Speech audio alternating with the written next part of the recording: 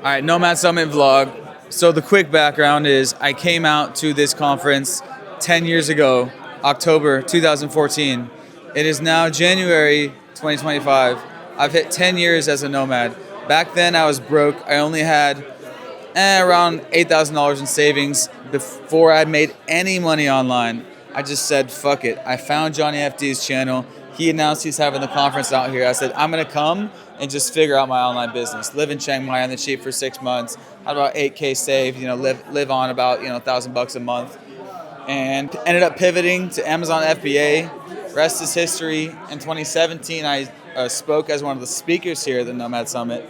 And then the last one was 2019, and then there's been a 5-year break since COVID. And now they just brought it back for 2025. And so, sponsored by Co-Live.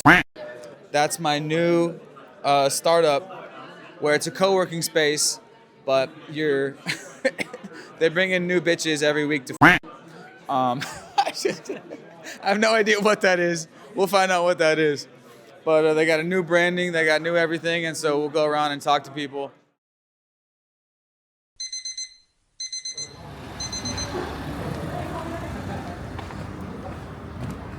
We are heading towards Shangri-La Hotel where the Nomad Summit is happening.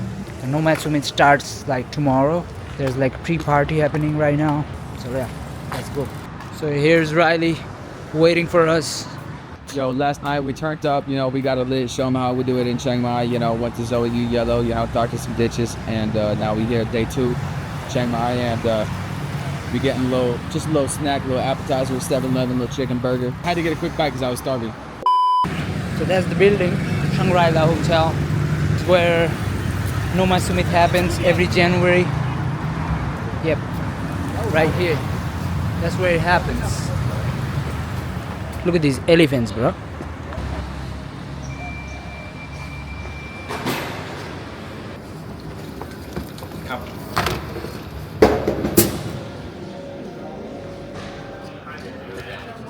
Good morning. Did you have a nice night? Yeah. Oh, good. Where is the conference? This room? Down here in the last door on the left. Okay, thank you. The lineup can go all the way down. Oh, yeah.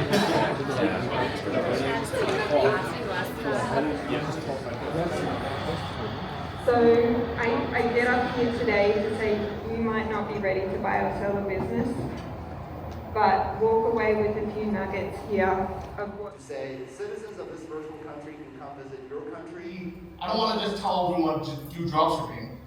So we made a course called Small Talk. It was very basic, eye contact, like how to introduce yourself, how to shake hands.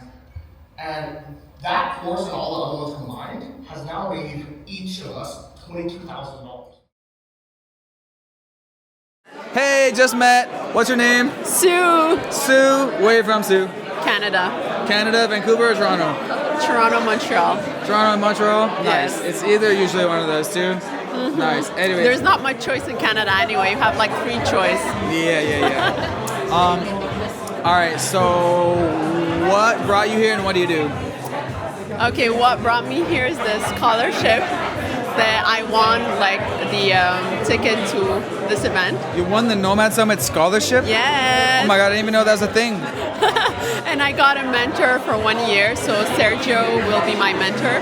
Wow. So I'm excited to learn a bit more on how to really become like a true, real nomad, because right now I'm just a wannabe nomad, unfortunately. Oh. Yes. So right now you don't have any online business yet? No, it's like I do, but it's not generating anything. It's just frozen in time, so yeah. That was exactly me 10 years ago when I came to the Nomad Summit. I had like a store but wasn't making anything. And I came just with a dream to be a full-time nomad.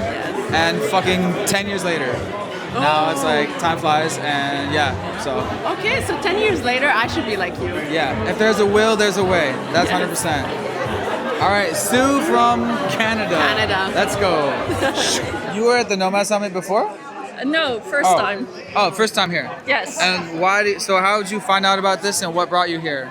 I've been in Chiang Mai for a few months now, and I've met the organizers, and they asked me to come and network, so yeah, having a great time so far. Cool. Well, just getting started. Yes. And what do you do? I'm a UX UI designer, and I just launched my own AI agency in design, and I'm focused on AI chatbots. Any specific niche or industry for AI chatbots, For or? now, I'm focusing on small, medium-sized businesses and entrepreneurs, so I can create very easy AI chatbots with different functionalities for lead generation and just appointments, for example. So my specialty is to align with the personal branding and with the users as well. So it makes the chatbot really sound like it's the actual person. Exactly. You know Yeah. the saying, can I speak to the manager? You have Yeah, an sure. AI It's the manager chatbot for here. that. Is this a Yes. bot? No. Yes. No, I'm a Are you human. sure? Yes. No, it's real. It's a human. Prove Yes. it. I don't know. What do you want me to do? Can I video call you? Sure. It's an AI There we version of go. me. Yes. AI video. Yes. Yeah. Hey. Yeah, It's gonna get crazy. Yeah, exactly. But isn't the funny point is, like, we're reaching a point now where, with remote communication, customers are not even going to trust, even if it is a real person. They're not. Consumers are going to need to accept that whether it's a human or not, Yeah. they don't even care, In what way? They don't even care.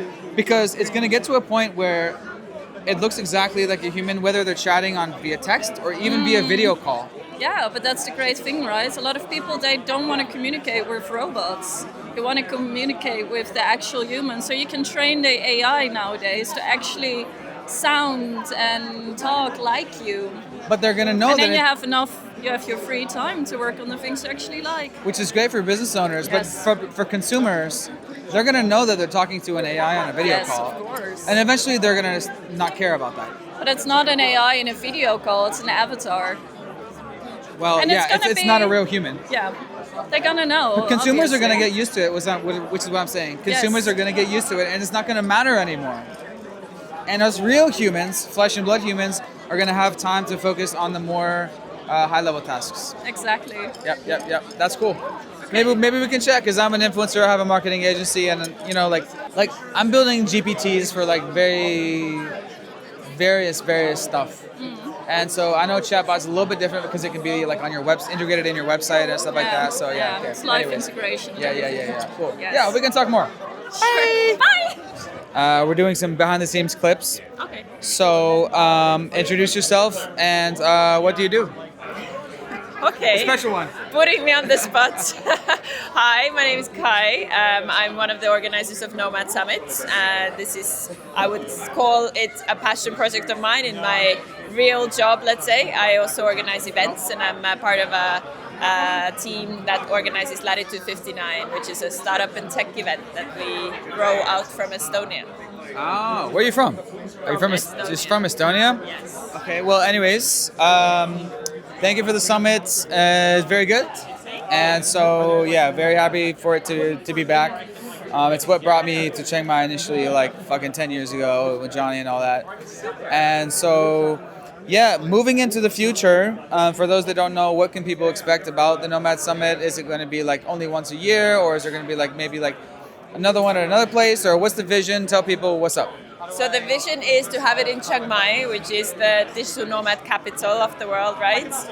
But as I said, I'm from Estonia, so I would really like to bring Estonia, the event to Estonia, to put that on the map as well.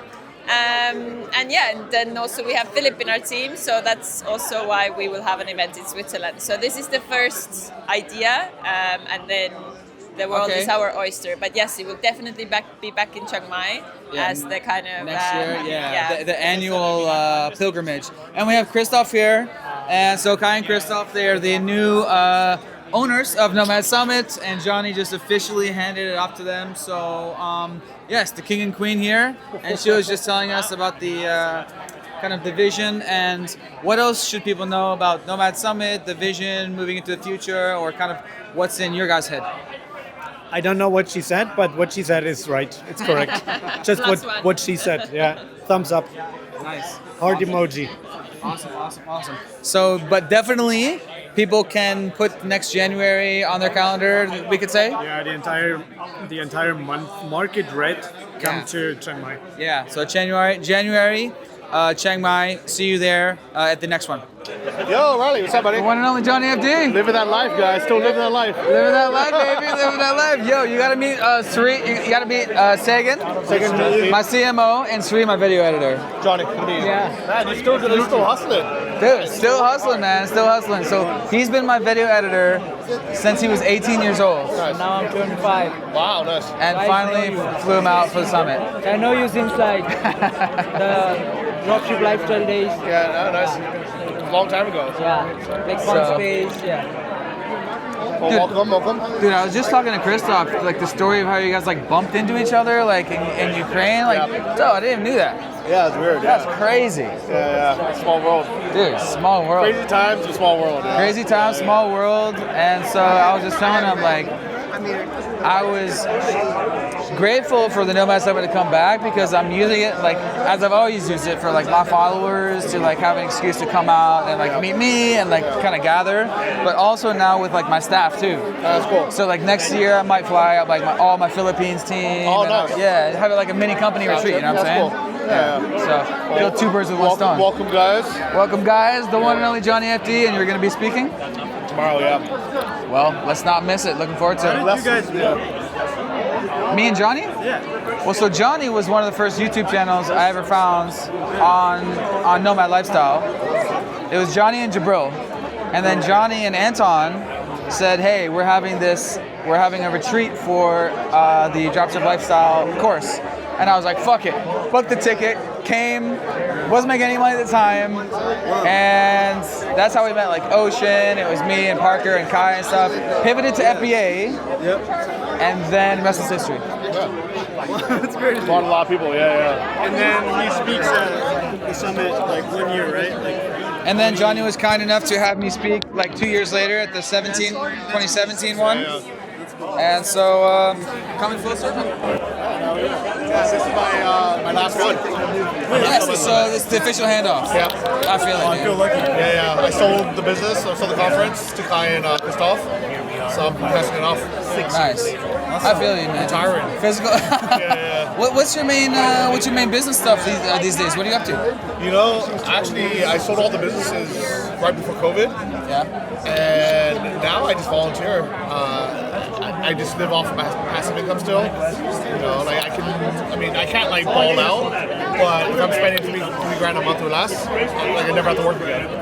And is some of that coming from YouTube? I'm curious, how's the YouTube? Are you getting any AdSense or? So YouTube is separate. That's kind of just like travel money, fun money. It's a creative outlet. Yeah. I think I would do something like YouTube anyways, just to have something. It's so fun, yeah. It's like it so allows you to exactly creative outlet.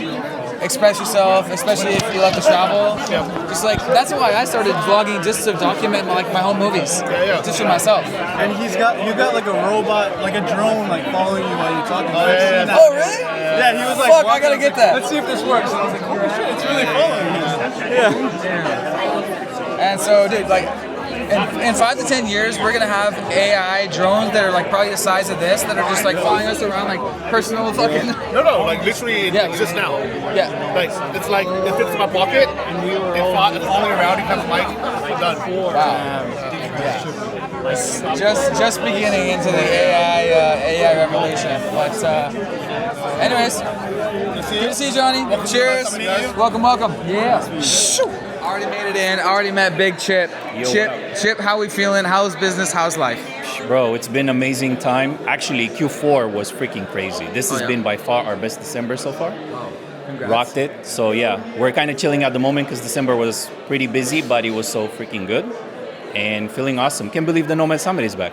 I know. Nomad Summit is back, baby. After a few years hiatus. But 5 years? Yeah. Jesus. So if you didn't make it this year, next January, make sure to come out and meet Chip and all the OGs. Hell yeah. Let's go. All right, sweet baby. Nomad Summit. 2025, yeah.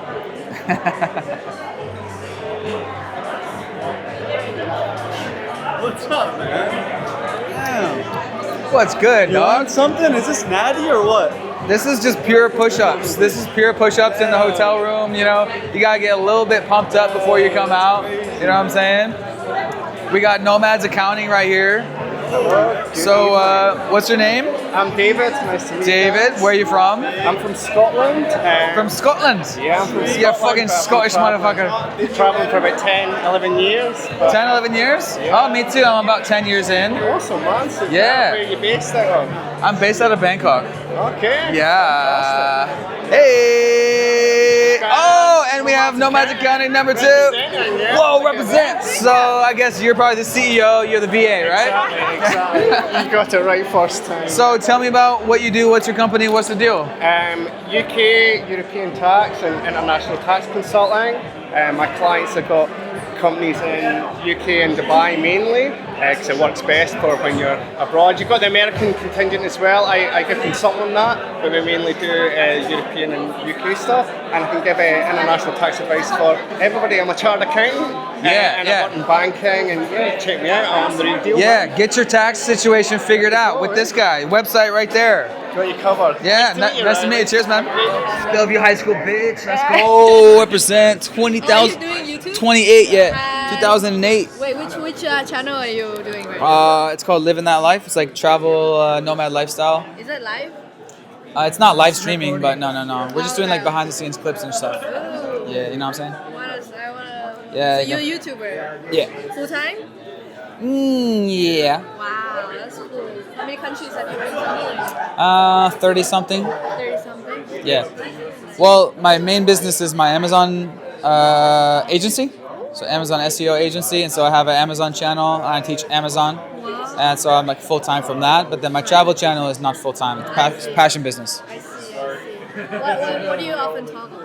What do you I talk about like when I started. When I first came to this conference 10 years ago, I started just like vlogging and just like weekly vlog. Just like my apartment, eating Thai food, adventures, nightlife, and like reviews of different places I went to. And that's the base of it. I see. How have you been like enjoying that lifestyle? Well, 10 years later, I'm loving it, duh. That's good. How would you rate it? 5 stars? 5.5 out of 5. Wow. 5 fire emojis. That's crazy. Yeah. That's super cool. Yeah. Glad you're enjoying it. Well, yeah, of course. Are you a nomad? Like, I'm going to support the Nomad community to find apartments and experience being in like multiple like places. So we're starting out from Japan. And getting access to Japan right now as a tourist is really easy, but to live there as like a resident maybe for like a month or more is a little bit difficult, and we kind of want to make sure that everyone comes will have a good experience, be it working or traveling with friends or whatever. So kind of want to make sure NomadHub.app, if you're going to Japan, check that out to get your accommodation sorted. And then in the future, who knows, we're going to take over the world, right? Yeah, maybe. I mean, maybe go to Moons, Mars, like at the I was Nomad. just gonna say that. 30 years, you never know. MarsHub.app. MarsHub.app, yeah, just go for it. I know. Well, I love to go to Seattle sometimes. Are you there often? Or? I don't live there, so have fun. But no, I go back for every July, and I live with my parents. Yeah, they have a nice place on the water, beach cabin, and they live there most of the year. And so I just there 1 month every July. I just go there for the whole month. 30 days with family, and then they're sick of me and they say, okay, go back to Asia. And then I see you in 11 months. Do they often would they ever like to travel with you? Yeah, my mom's been 3 times. My dad's been once. So my mom loves it. She's coming next year as well. Oh, that's cool. Where's your favorite country so far? You know what? Asking favorite country is like asking who's your favorite sibling. It's like, why would there's no favorite? It's like asking like, who do you love more, your mom or your dad? It's like, you love them all for different reasons. Okay, I mean, you have a really big heart, which is great. Yeah. all we can know is looking into the past where I've spent the most time. And the most time I've spent, it's probably, it's mostly Bangkok. Number 2 in Bali. So you could say my favorite are Bangkok and Bali. That's cool. Yeah. But Asia chose me. I didn't choose Asia because I found Johnny FD's YouTube channel in 2012. And so the universe chose me. I came here because of that. So Southeast Asia chose me, and then I just ended up staying here as the home base, Have you been to Vietnam before? I lived in 1 year in Saigon. Oh, really? Yeah. That's cool. How was And Saigon? How was like? Oh, I love it. Was it chaotic? Was it?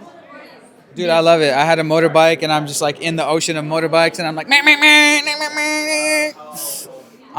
I become a local. Yeah, you'll see me there eating banh mi, eating banh mi, eating cơm tăm, eating cơm tăm. Bao nhiêu trời ơi? I know how to, I knew a little bit of Vietnamese, and so yeah. Xin chào trời ơi. Bao nhiêu?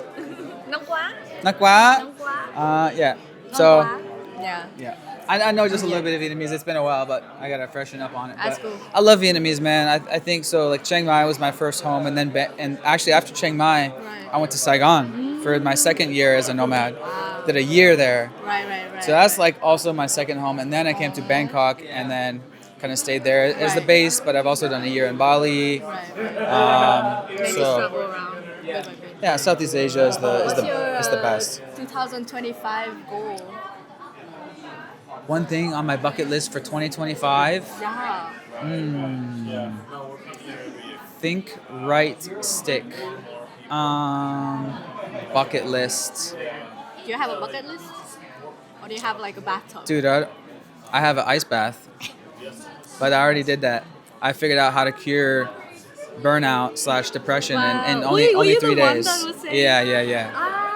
I was sitting quite close by. I was like, Yeah. So I discovered the fix to burnout, and you can do it in 1 weekend.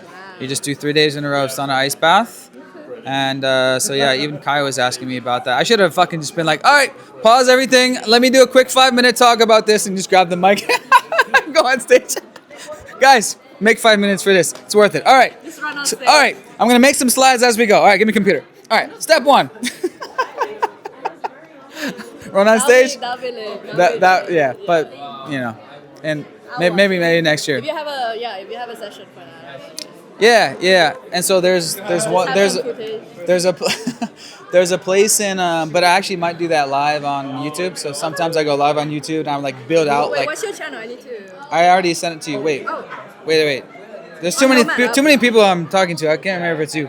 Give me your Instagram. This is my Instagram. Okay, let me add me. Okay. Now you hold this and you entertain people. Hello. It's me. I don't really. It's me. I really don't know any Thai songs. I need to learn Thai songs. Do you know any Who Thai knows the songs? Thai songs? People But don't you live know. in Bangkok for Except so long. do de tam. They do de tan da da da. I don't know the rest of it, but it's funny if you know it. Anyways, let's talk about me. No, I'm just kidding. Follow, hello. Hi. Yo. So tell me. Okay, let's think of a good question. Oh, you were asking me about bucket list. Yeah. What's on your bucket list for 2025?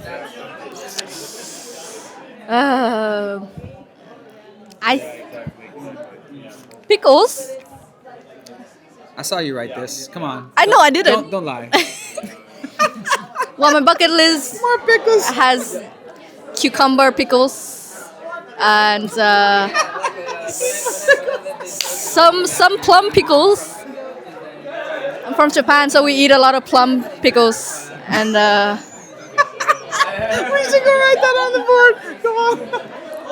And hey, what else can you throw into a bucket list? Toast. Eat a lot of toast, like healthy toast. Try all the toast shops in Tokyo, Central Tokyo. Eat more toast. No, you're missing an E. No, that's the funny way to spell it. Eat more toast. Oh, I kind of want to draw more. Pickles. Pickles. More pickles. Man, you shouldn't be a teacher. This is how kids start to spell. Dude, yeah, they would be retarded. I'm sorry. We're not a great role model for the world. It depends how you look at it. Let's look at what other people are saying. Ooh, that must be yours. Yes, we did Travel roll to that. Japan with Nomad Hub. Travel around Asia. Health. I got one. This is mine. Stay healthy, stay sane. Okay. Don't lose your mind, guys. Don't lose your mind in 2025. It's too old fashioned to lose your mind in 2025. Yeah, don't. Happy massage. That sounds a little bit questionable.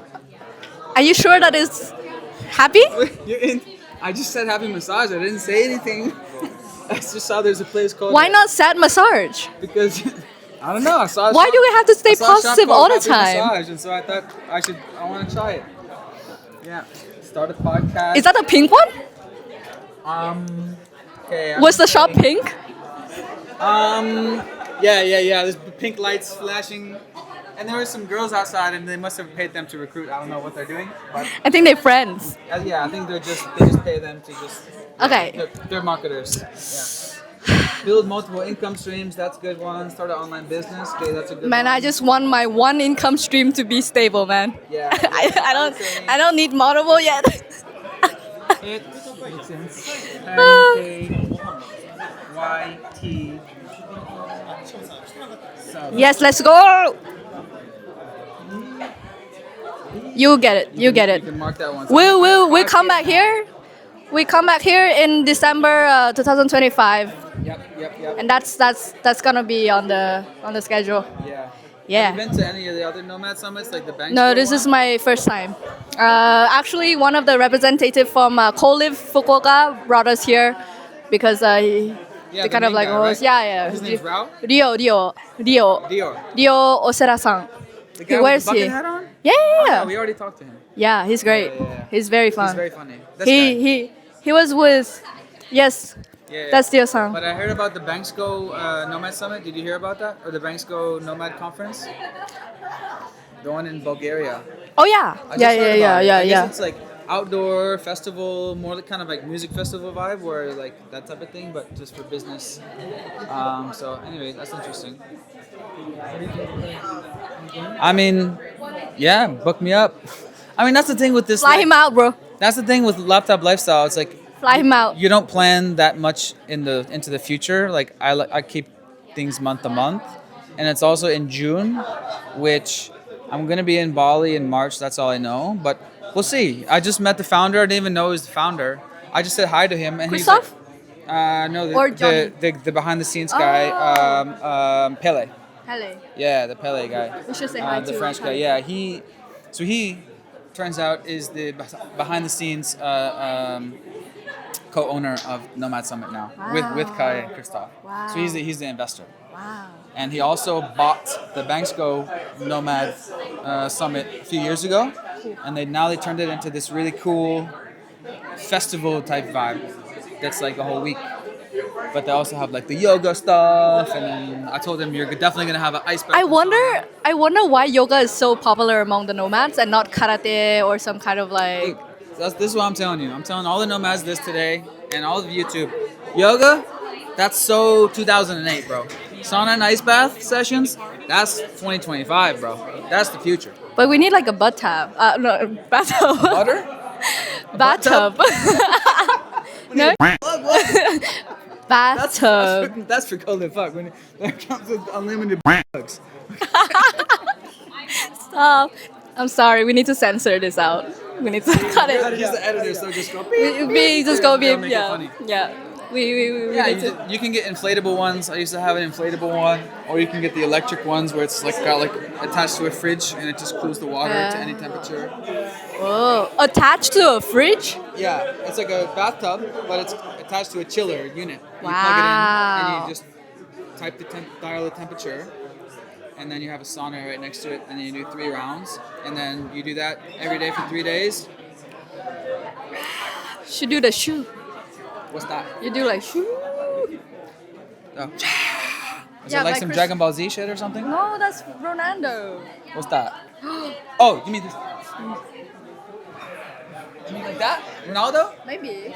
Yeah. I don't really watch football, but I don't watch football either. He scores a goal and then he goes. but Vietnam just won. AFF Cup. Chang. Chang. Sorry. Is that how you spell? Is that how you say it right? Chang. Chang. Yes. Yeah, there's many Vietnamese named Chang. Yeah. Okay. I'm not the only one. We were just vibing, freestyling for entertaining you people, and you better follow them or else you whack. So we come here last night at 6 o'clock. And I'm like, Sree, meet me at 6. And I'm like looking around. I'm asking the staff, do you know where like Nomad Summit event is? Yeah. And then I check the calendar and I go, right when Sree arrives, I go, bro, do you know what I just realized? We're a day too early. I thought it was last night. You were here? We came here for the registration last night at 6. And then so anyways, we ended up going out last night, showing him some lady bars and getting fucked up. Okay. But it was worth it. Hey, well, You're in the right location at least. At least Walking distance. booked an extra day at the hotel, like the whole thing. I thought it was like started at Thursday. better be early than late. Yeah.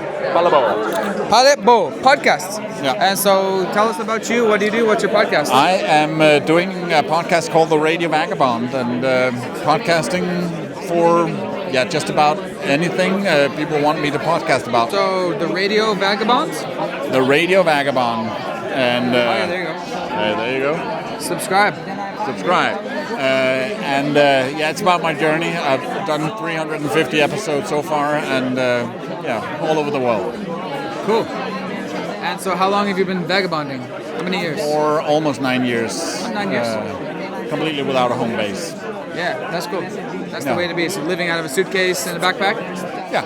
Yep. Yeah. About same with me. Yeah. That's awesome. How many countries have you been to so far? 124. Wow, that's woo. So is that all in the past 9 years, or? 100, more than 100 of them. Okay, so you are really on the move. Gotta keep moving. Are you trying to check off all the countries? Yeah, that's what I say. But if it happens, if I'm 95 and I'm still 10 countries short, I can still say, well, it's still my plan, young man. Open up the Congo. I don't care if they're closed. Yeah, I'm coming. That's awesome. Respect. I would also one day, like to check off all of the countries. That would be really cool. Yeah. That would be really cool because that's like I experienced the whole world. But you never see everything. There's something you'll never be able to visit every city in the world. The world is so huge. But that's really cool. Yeah. So, anyways, guys, check it out. The Radio Vagabonds. Really? Yeah. We met right before I was going to speak. Right before you were going to speak, and I was like, what's up, dude? And then turns out you were a speaker on stage. I was like, that's the guy, man. I was probably, because that was my first time ever public speaking. Yeah, it was. Yeah. Yeah. Anytime it's your first time, it's always nervous with anything in life. Yeah. Like I DJ'd at a club the first time last year, and let me tell you, I was so nervous. So nervous. I also did stand-up comedy in Bali one time. I was so nervous. But the second time, then the nervousness goes down like 50%. Yeah. Third time, 50% down, and then it's just by your fourth or fifth time, no nerves. You're just, that's how it goes. You're flowing. You're in the flow state, and you're like, okay, I'm a little nervous at the front, but then once you're in it, you're good. It's first time with anything, your first kiss, first date. It's always, that's just how it works in the brain. So how's business? Give me the update on your business and life. What are you up to? Yeah, I think when we first met, I was still figuring it out. By then, that year, at least the first 6 months, I had 8 different business models I learned from the Nomad Summit 2017. And then just spaghetti at the wall, finally something sticked. And that, within 3 months, took off to about $8K a month. And then it was my first passive income. So after that, got an active income in the agency world, and then started my own agency. And then after that, COVID happened and completely stopped, right? The world stopped, musical chairs stopped, and I said, let's take a look at what we can do. So what I noticed is recreation went through the roof. I was in the bike industry, sports and all that, and so fishing, which is my passion, that's where I was like, I think this is an in to fishing, right? Because I was always eyeing it, and I was like, there's not a lot of money in it, but then when I learned that 5 million new fishing licenses were created during COVID, brand new market, So I got in, and I was actually balancing between a job offer and starting my own brand, and so went out fishing just to kind of clear my head. And that's when I caught a 6-pounder, an 8-pounder, a 6-pounder, and then a 10, which is a unicorn in the bass world. Okay. So I was like, man, there's no other sign than catching a 10-pounder. And I was like, let's do this. So I wanted to show people this is how to start a business from scratch. So I called it Fish Boss. It's not about me being fish boss. It's like everyone's a fish boss. It's, hey, it's a sushi chef. It's somebody that works on commercial boats. It's somebody that's a pro angler. And I'm just gonna, expose the world of fishing to other people. And so then you can start your own journey, Whoa. So I started this brand with $2,000 and I said, okay, we're gonna show you guys how to start from scratch. So then I knew at the time that TikTok was the thing. This was, 2020. Yeah. And so I got on TikTok 2022 and I was like, I'm not really a guy to be on camera, but let's try it out, So that was my New Year's resolution. Started posting every single day on TikTok. Within 2 weeks, I got a viral video, hit 100,000 views on that one. And it was a consistent 1,000 followers a day. So it just kept growing like crazy. And then in 5 months, I had 100,000 followers. Started teaching brands how to grow, social media, especially in the fishing industry. Like, this is how I did it. So you have your proof right there. And then just kept growing the clientele list, working for free at first. Like, hey, I'll do a free video for you. And then in return, they went viral within like 2 days. And so they're like, how did you do that? Yeah, okay, let me train you, right? And so that was the back end of the business side, right? So you always want to have your front end, which is like, hey, I sell t-shirts or merchandise, but the back end is really the business behind the business. So that was the, consulting and stuff on the back end. Consulting and services, exactly. agency services, yeah. So then it kept elevating. I became known as the TikTok guy in the fishing industry, and now I have a 6-figure brand, and I'm, running out and doing this whole thing. So, whoa! Yeah, What's your brand name? Fish Boss. And so you sell physical products? I sell merchandise, print on demand as a front, but the back end is really consulting for the fishing industry. Got it. Throughout the entire travels of like 8 years of digital nomadism, I always loved fishing. I always went to tackle shops, always talked to different fishermen in different countries. So then I'm the consultant for the fishing industry. It's like, hey, I know what the US doesn't know. And so last, year I spent most of my time in China, manufacturing, talking to brands over there, participating in tournaments, and just kind of growing it that way. And then now, TikToks might be shut down in 2 days, so we'll see what happens. But at least, I know how to grow on social. Short form media is here to stay, and still love fishing, still doing my thing. So people can follow you on TikTok at Fish Boss? Official Fish Boss is it. Official Fish Boss. If you want to help out my social media or my SEO, search fishing influencer or fishing business, and then you'll find me right there. What about Instagram or YouTube? I'm not primarily on Instagram, YouTube, the rest, because I'm on one track mind, focusing on right? TikTok. Focus on cool. one thing. That's cool. And then now I'm going to download all of my TikToks, and then I'm going to, go omni-channel. But I think the next phase is the business. So I'm going to use fishing terminology, but marketing terms too, and kind of blend the two. So it's like there's so many, fishing analogies in marketing, and I can just, You're gonna dominate that space, yeah. I hope so. It's all about the niche, dude. And so your main income is from people like fishing companies, like boomer fishing companies. They'll pay you on retainer as a consultant, and or done for you stuff like improve our product or improve our branding. Yep. Or even on the influencer side. So I put out a lot of product reviews or just like what's the latest, greatest around the world, right? So I also help out influencers too, because I've played both sides. I've given out, hundreds of $1,000s of product, but I've also, charged thousands of dollars for just one TikTok. And so I help creators, make that money because they're getting abused sometimes. And so just kind of all around lifting everybody up. Yep. Dude, that's awesome. That's what I like to say to people. It's like, just think of yourself as an expert. Not one business model, like, oh, I do physical product, I do print on demand, I do courses, I am an expert at this industry. Like for me, I am an Amazon expert. And they'll find me on YouTube through they'll see me as an Amazon expert, and then if they need help with Amazon, sure, I got all these services. I have a course, I have a group, I have templates, I have done for you advertising, anything you want. So just think of yourself as an expert. That's the way to go. Yeah, absolutely. Good story, bro. Follow him, and hopefully TikTok doesn't get banned. I mean, we'll see what happens. We'll see what happens. If not, then you'll find him wherever you'll find him. Dude, congratulations, dude. That's awesome. So, as you guys know, Nomad Summit, Johnny FD, I was speaker in 2017, and then this year he handed it off to you. And me and my beautiful, amazing co-founder, Kai. Yes. And for those who don't know the story, the quick story, I don't know the quick story. How did that happen? Oh, there's no quick story. There's no such thing as a quick story. I've been an attendee of the last 2 Nomad Summits here in 2019 and 2020 as a speaker, actually holding a workshop about the e-residency program of Estonia. That's how I knew Johnny. And then I kind of lost contact with him until we met randomly in the streets of Kiev in August 2023. So I didn't even know that he had moved to Kiev. And I was driving a convoy with vehicles for the armed forces of Ukraine down from Estonia. And our hotel was literally on the other side of the street of Johnny's apartment. So we met in the street and we were like, you here?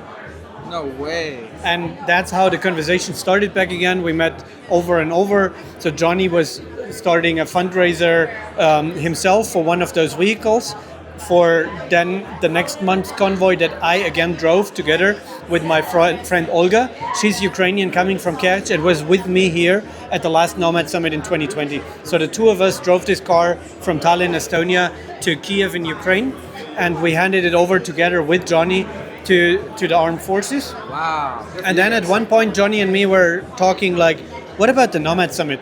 And Johnny was like, I don't want to do that again. Do you want to do it? I was like, no. But then I had a second thought. And as an entrepreneur, if you get such an opportunity presented on the silver plate, you think about like, okay, I might not want to do it alone, but how do I want to do that? So what needs to happen? And for me, as someone being around the Nomad community, I knew if I do it, it would just be another Nomad event like all the others.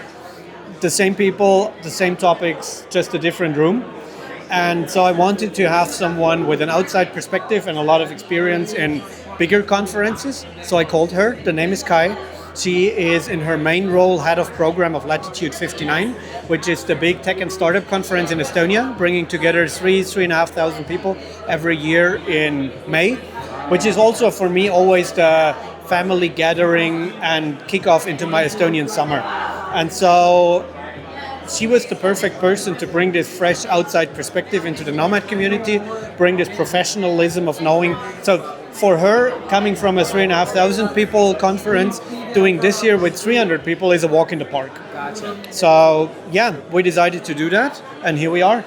Gotcha. That was the short story. Well, yeah, that was the okay. That's wow. That's an amazing story. Didn't know that, but I want to say thank you too. As I've always said, thank you to Johnny for doing this, because I use this for kind of the gathering for my followers and my team. And so as we see right here, I have 2 of my staff flew from Japan and from India today with the Nomad Summit as the excuse. And so one of my big messages on my one of my main messages to other guys out there is use the Nomad Summit as your excuse to taste the live abroad lifestyle, even if it's just for 1 week or 2 weeks or 3 weeks. Use it as your excuse. Use it as your excuse to have like a mini team retreat, meet your remote staff. And so yeah, thanks for bringing it back, bro.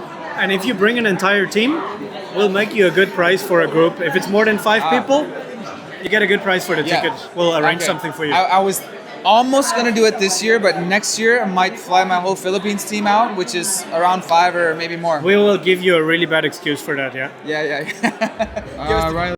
Riley. From US. Where are you from? Switzerland? All right. He's a cool dude. Yeah, he's a cool dude. He's also involved here in the Bansko Nomad Fest. Dude. So the other big event. I love cool dudes. So we're doing behind the scenes little clips. What's your name? What brings you here? What do you do? Sorry, I need to make sure that he gives the right answers. Okay. We can validate. So I'm actually a co-owner of the Nomad Summit here. Oh! Yeah, so Christoph brought me on board. Okay, He's the big boss, but he asked me if I'm interested to invest, and I'm the biggest owner of, like the one that has the biggest share on the Bansko Nomad Fest. And we bought it 1.5 years ago. And you bought that 1.5 years, the Bansko one. The Bansko together with other people, but I have the biggest shares of the Bansko Nomad Fest. Yeah, exactly. And now you are a shareholder of Nomad Summit as well. Exactly, of Nomad Summit as well. Yeah. And I do also, I did a Nomad Fest in Bosnia, in Switzerland. We have several co-livings where we also did the Swiss Nomad Fest. In Brazil, I did a small Nomad Fest after the Nomad cruise. And yeah, my vision is to create 3 million Nomad Fests around the world in the next 20 years. Not alone, but just to kind of create this movement of people coming together and learning from each other and meet each other on an authentic level and make the world a better place together. Yeah, wow. Bringing people together. You're doing God's work, man. Really appreciate that, Pete. Pete or Peter? Pete or Pele is my nickname. Oh, Pele. Yeah, exactly. Okay, cool. Pele, man, doing God's work, bringing people together, and dude, yeah, thanks guys for taking over the Nomad Summit because as I was telling Johnny and Christoph and stuff, is I always use this as a YouTuber as the excuse to tell my followers to come out to experience Thailand and experience live abroad life, and also for my staff as well. For example, his excuse to leave his home country and travel for the first time, come to the Nomad Summit, and Where are you from? I'm from India. India. Okay. Yeah. Cool. Yeah. And so it's always great to have that excuse, as Johnny was saying. It's either an excuse to not do something or an excuse to do something. Absolutely. And so these conferences, it's like I got started at a conference. I had not made any money online, but I came to Johnny's first conference and just went all in. 2015. 14 Dropship Lifestyle Conference before the Nomad Summit. Okay, cool. Yeah. Wow. Yeah. So 10 years ago. Wow. And then I just jumped in with both feet, saved up some money, and before I even had an online business. But it was without the conference, I wouldn't have had that excuse to come out to another country. Cool. So really cool. doing God's work. So are you guys coming to Bansko as well this summer? Bansko Nomad Fest? Is at the moment the biggest Nomad Fest in the world? God, With is like that wrong? 800 What country is that? Bulgaria. Bulgaria, right. Okay, I used to have a staff. She used to live there.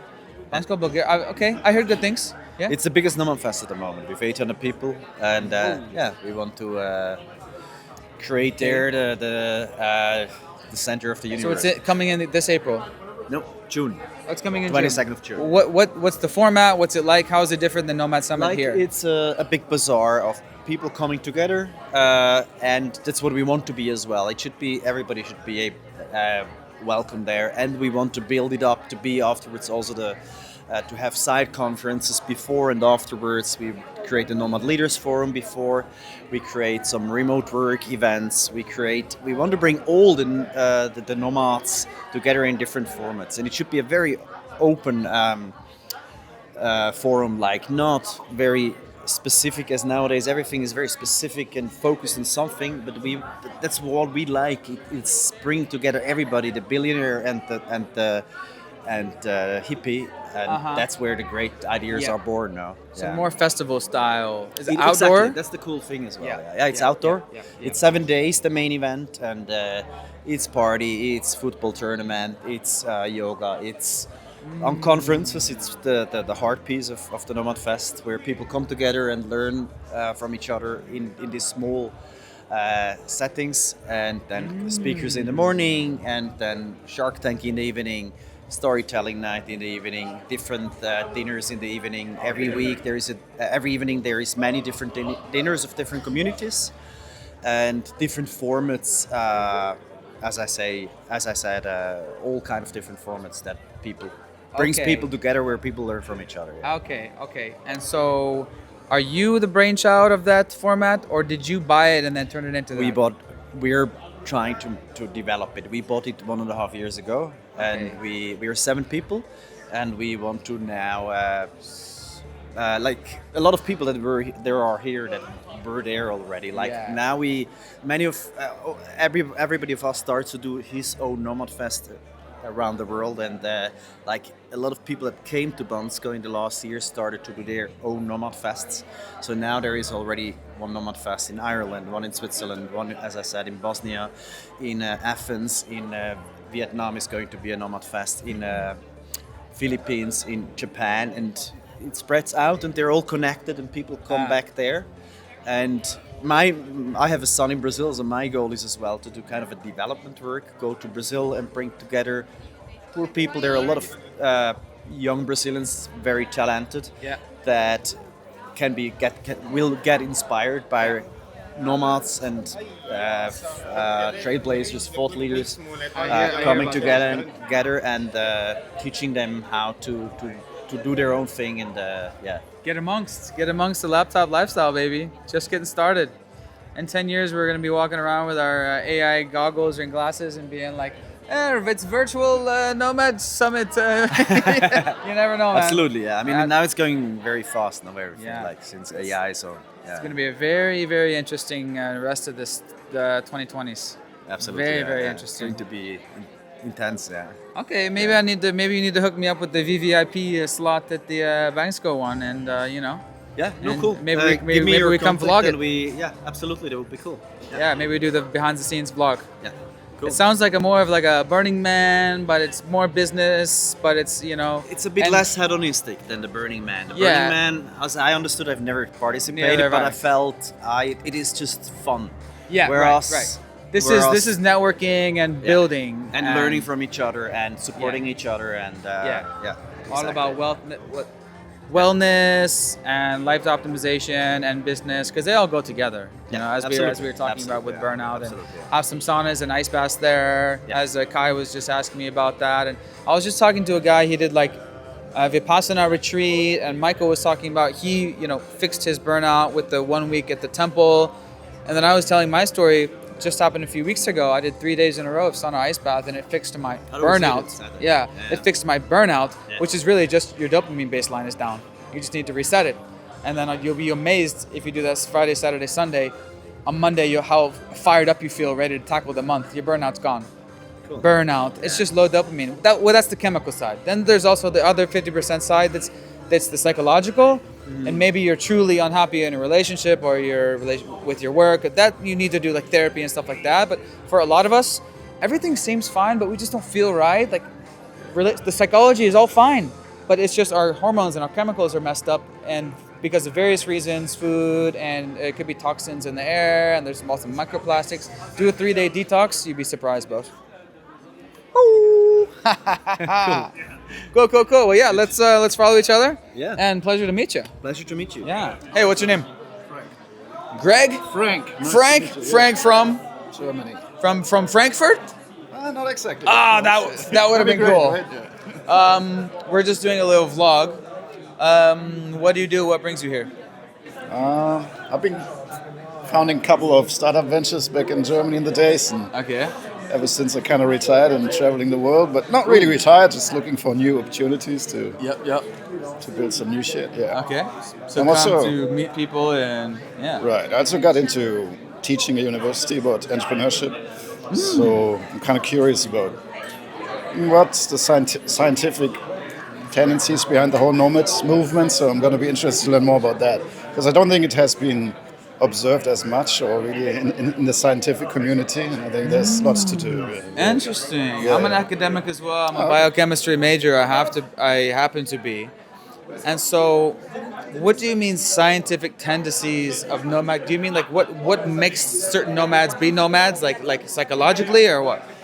Yeah, I mean, in general, I think we can observe a trend, people moving away from more traditional rules and preferences about how they live their life and earn their money. So I'm not aware of any major studies who observe that so far. So I'm going to look into that and see what's going on, right? Maybe do a big study. All right, well, yeah, you can hit me up. Yeah, great. Maybe we can collab.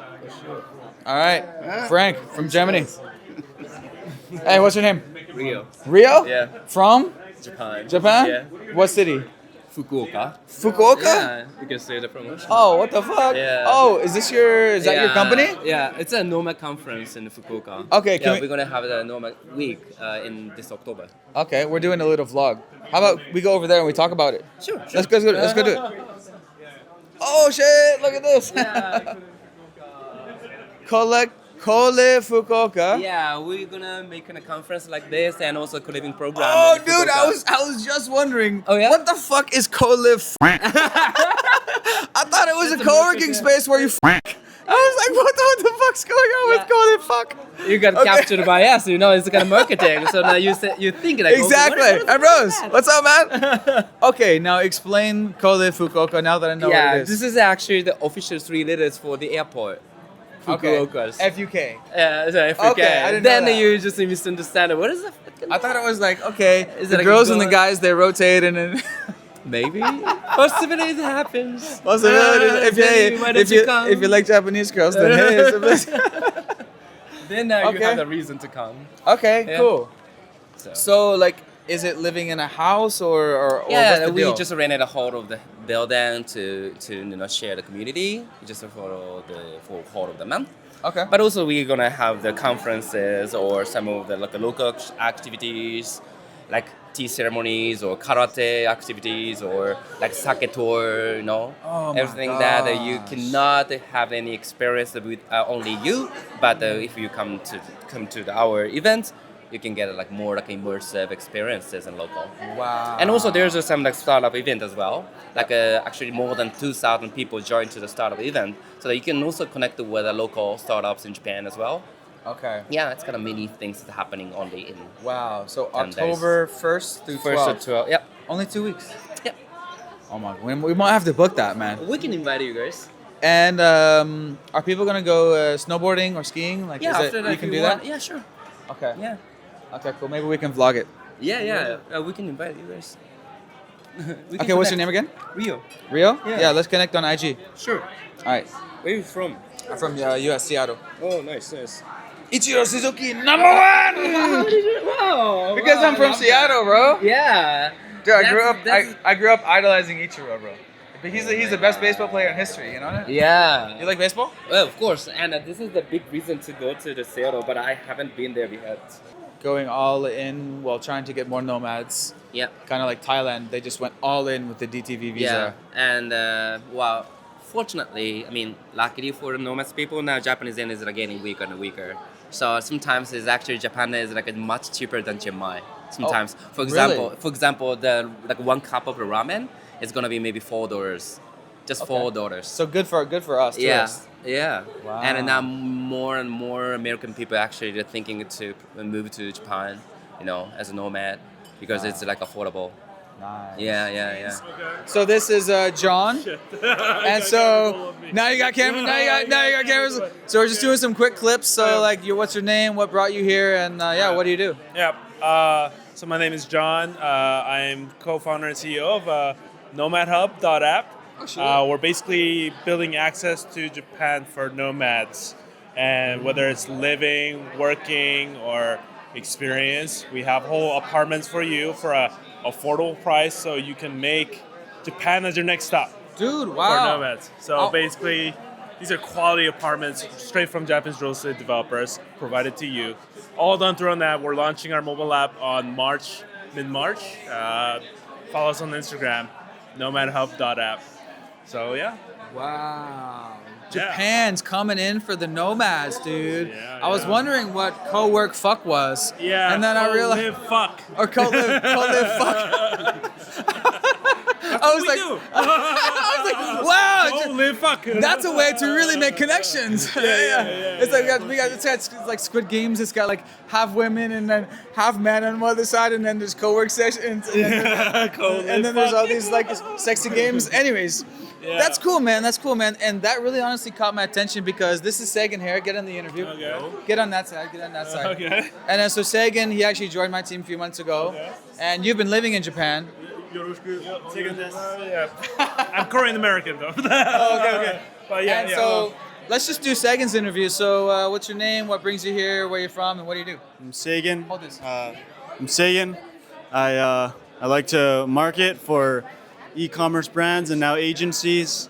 And yeah, I'm here traveling. I've been working online as a digital nomad for the past 4 or 5 years, going on the 5th year now. Wow. And yeah, we'll see if it sticks. I like marketing. I like building out info products and funnels.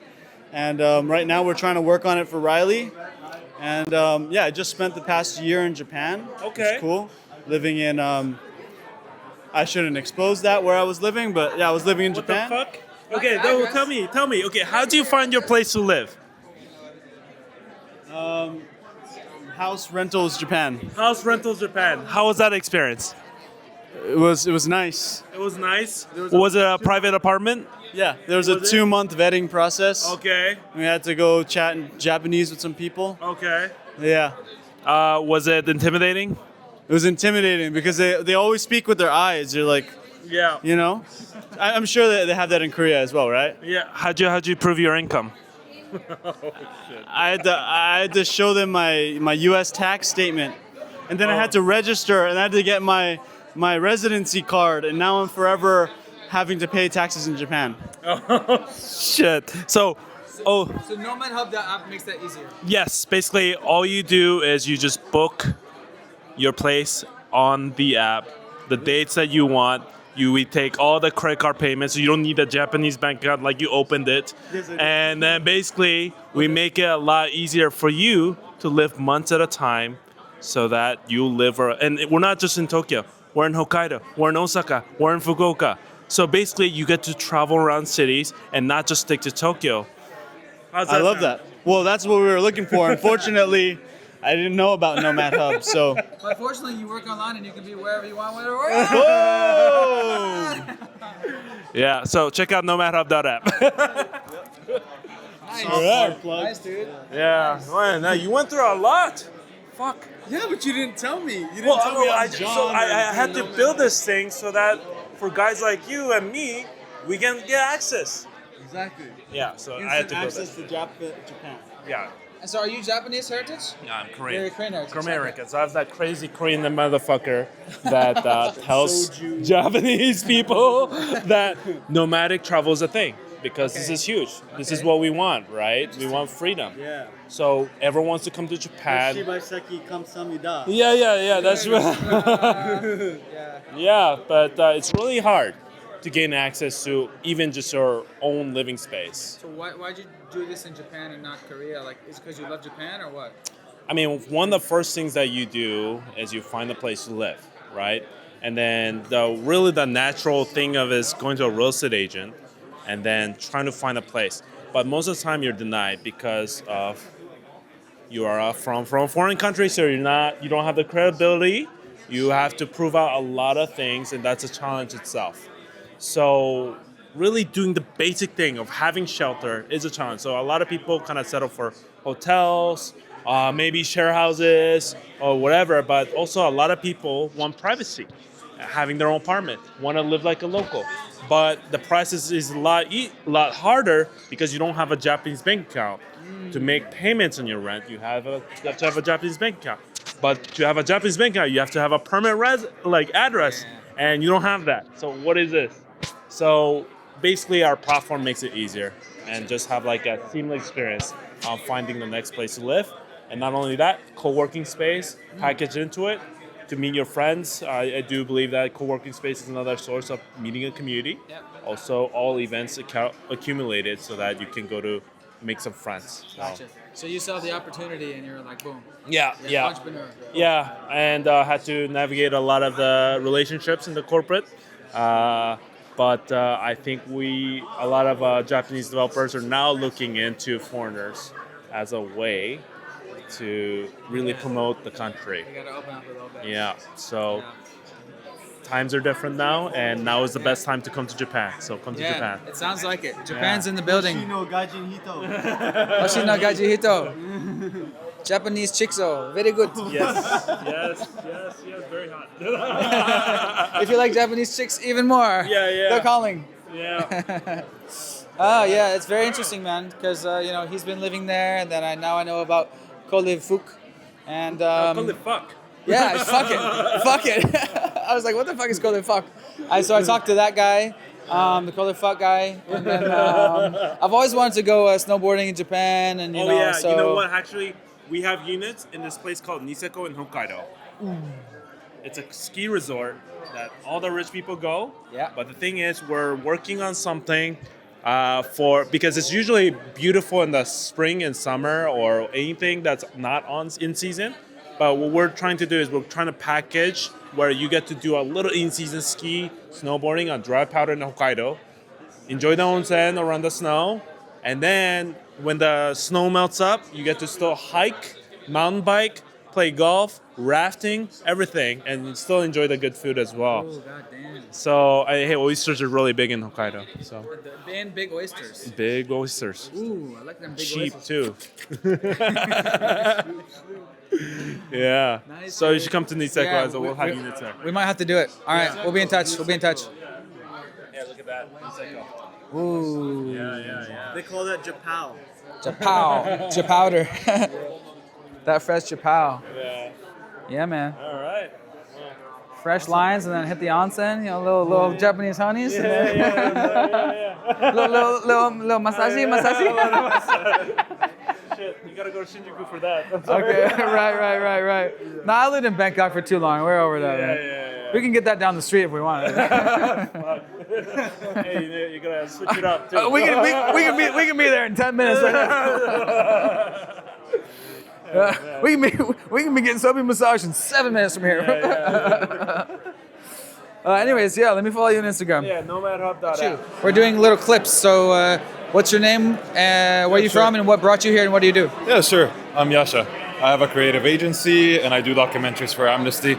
Agency is my full-time, and documentaries for Amnesty, that's part-time. I'm all here, based in Southeast Asia. Yeah. Ooh, nice. How long you been in Southeast Asia? 4 years. Okay. Right, yeah. You gotta catch up. I've been 10 years. 10 years. Huh. Yeah. Very cool. 10 years based in Southeast Asia. I came to Johnny's first summit 10 years ago. Yeah, 2014. How was it before and now? Back then it wasn't as trendy as it is mainstream. Well, it was the main point is to get you here, to get your ass off your fucking couch and out of America and get you here. Yeah. So that's the main point. Mission accomplished. Right. And so, okay. So are you doing a documentary of this summit? No. Documentaries is a whole different ballgame. Or just like an after movie or something? Here we're doing the after movie, the design, the photography. Okay. Pretty much me and my team, we're doing all that media stuff, the media coverage. Amnesty, I do documentaries on a whole different. What do you do documentaries about? Not YouTuber friendly. Trafficking. Oh. Yeah. Okay. Not YouTuber traffic. Okay. Not gonna demonetize your Okay, shorts. got it. Yeah, let's not demonetize that.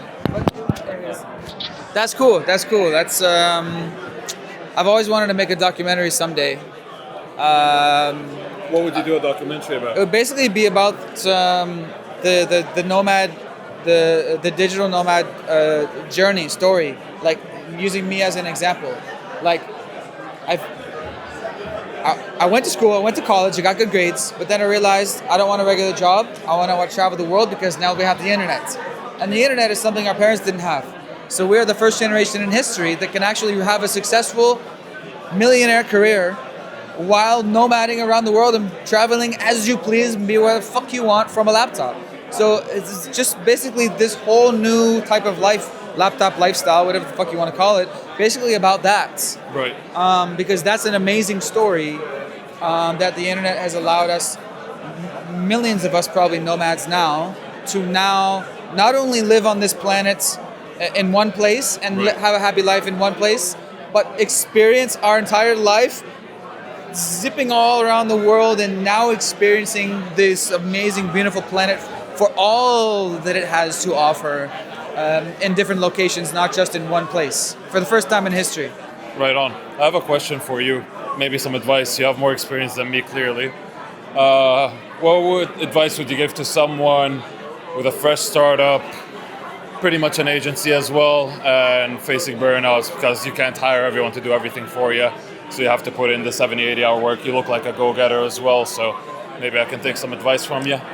Yeah. So for burnouts, as I said over there during my question, and there's no definition of it, it means that something's off and I need to take a break. So what I've typically done is 7-day breaks, just like I told my team, I'm taking this week off, so vacation. Normal people call it vacation, right? That's why in the corporate world, you get 2 weeks of vacation. Yeah. It's meant for that week break twice a year built in. Right. So I've done historically a week break every 2 weeks. But now I realized I can do that in just one weekend. One weekend, Friday, Saturday, Sunday, no work, sauna and ice bath every day for 3 rounds, 15 minutes sauna, 2 to 5 minutes of ice bath. Do that 3 days in a row. And then also don't do coffee for those days. So you're resetting your coffee, and it completely resets your dopamine levels. On Monday, your dopamine level baseline will be reset and you'll feel like a new man ready to fucking crush the week and crush the month. Sweet, man. I appreciate your help. Thank you so much. Yeah. You're a good man. Yeah. Have fun on the summit. Yeah, you too. What's your name? Why did you come here and what do you do? My name is Marco. I'm actually like a communication strategist. I do, and I'm actually I'm not a nomad, but I wanted to be a nomad. So my current job actually offered me quite a lot of flexibility. but I'm still not like fully remote. Okay. So that's why I'm trying to like understand how can I get into this journey, and that's why I signed up for this summit today. Gotcha. Yeah. So what do you think after 1.5 days of the summit so far? It's been inspirational. Definitely like no regret that I'm here. Excited to like meet more people to talk about it because I'm very new about this idea, and I'm dreaming about it to be part of it, and I'm sure that my journey comes soon. Yeah. If you're good at communication, then there's lots of opportunities because communication is the foundation of everything, all success. Yeah, I'm also a sales coach, so yeah. Cool. Thank you. Nice to meet you. So when am I going to be famous? You're going to be famous soon. Okay, so we have, your name is? Madhav. Yeah, Madhav. And what brings you here and what do you do? All right. Well, I'm getting into the AI engineering space. So I'm taking a year out of work and I'm just going to learn all that stuff and maybe build some apps. And I'm here because why not? I mean, it's like the number 3 Nomad. There's the Nomad cruise, and then there's Banksco. So if you want to meet nomads, come to this basically. Meet like-minded global travelers. Yeah, that's a good idea. Yeah. Stop whatever you're doing, learn AI for the next year, and then you're going to be a survivor. Yes. And you're not going to be killed by the Terminators in 5 years because you're going to know how to program them. That's it. Nice one. Ambrose. Yes. We're doing little clips. All right. Okay, so we met at DC BKK. Yes. Already twice now. And so for those who don't know, what brings you here and what do you do? Yeah, so I'm based here, so I'm home, basically. Yeah. What I do is I help people get started as freelancers via coaching and online courses and content. I do that in French, but just participated in a panel about that topic, and it was quite cool. Nice. Yeah. So if someone is French language speaking, where can they follow you on socials or whatever? Yes, so my name is Ambroise, so you can find me Ambroise Debré, I'm the only one, and my course is called Freemote. Freemote? Yes. Nice. So what type of course? Is it group coaching or what does it look like? So we have a curriculum that they can follow with a lot of action taking. I'm really focused on that. Group coaching, one-on-one coaching, and community. And we just passed the 700 member yesterday. Wow. So it's growing. Congratulations. Are you crossing 6 figures a month yet? I asked you last time. No. Not yet? No. But we're getting there. We're getting there. Working on it. It's very, very possible. If you have strong, consistent social media and you have the right offer, it's very, very possible to make $1 million a year. And as we met at DC BKK, there's many guys, at least a handful of guys doing 6 figures a month in profit with coaching and courses. Okay, perfect example. So Ambrose here, he has this thing. And so, if I'm correct, you carry around this in one pocket and your phone in the other pocket? Yeah. It's like a thing where you can pull the cards like this. Yeah. But it still takes some space. It's the smallest one I've found. So what if you could put this on your phone? Would you do it? Yeah, I'll try. I definitely And so try it, yeah. let me see, what kind of phone case do you have? Okay, you have this little strap thing on the back. It's like yeah.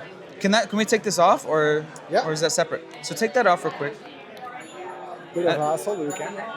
Bit of hassle, but it's gonna be a life changer. Okay. All right. Is that a separate thing that you installed? Yeah. Okay, perfect. It's called a phone loop. Yep. Well, luckily this has a phone loop in it. Oh yeah, perfect. All right. Okay. So now we're gonna turn this and a phone into one thing with the magic of the sticky wallet. Okay, so hold this. Give me the sticky wallet. Just gonna unpack the sticky wallet here. You want to take it out. And then it comes with just a little insert card, scan the QR code to get a free gift and join our email lists. And so you're just going to make sure your phone is wiped down. Make sure it's clean. And so this phone is a little bit leathery, but should be okay, leather/silicone. Just tear off the adhesive. It's gonna be trash. And then go ahead and hold it. And you're gonna stick it just like this. Just about 3/4 of a centimeter from the bottom. Make sure it's in the middle. And then you're gonna press down firmly. Nice. Okay, card is in there. And your wallet? Yeah. Do I have your wallet? Okay, and your wallet? Yes. Now, how many of these cards do you use on a daily basis? 2, 3, 4. Okay, maybe? so take out your 2, 3, 4. Yeah. So this. Okay. ID card. Yes. My condo card. Yep. Condo card. To beep is gonna work. No, we can hold up to 6. Yep. That card. I think it's good. Okay, cool. And then your money. Yes.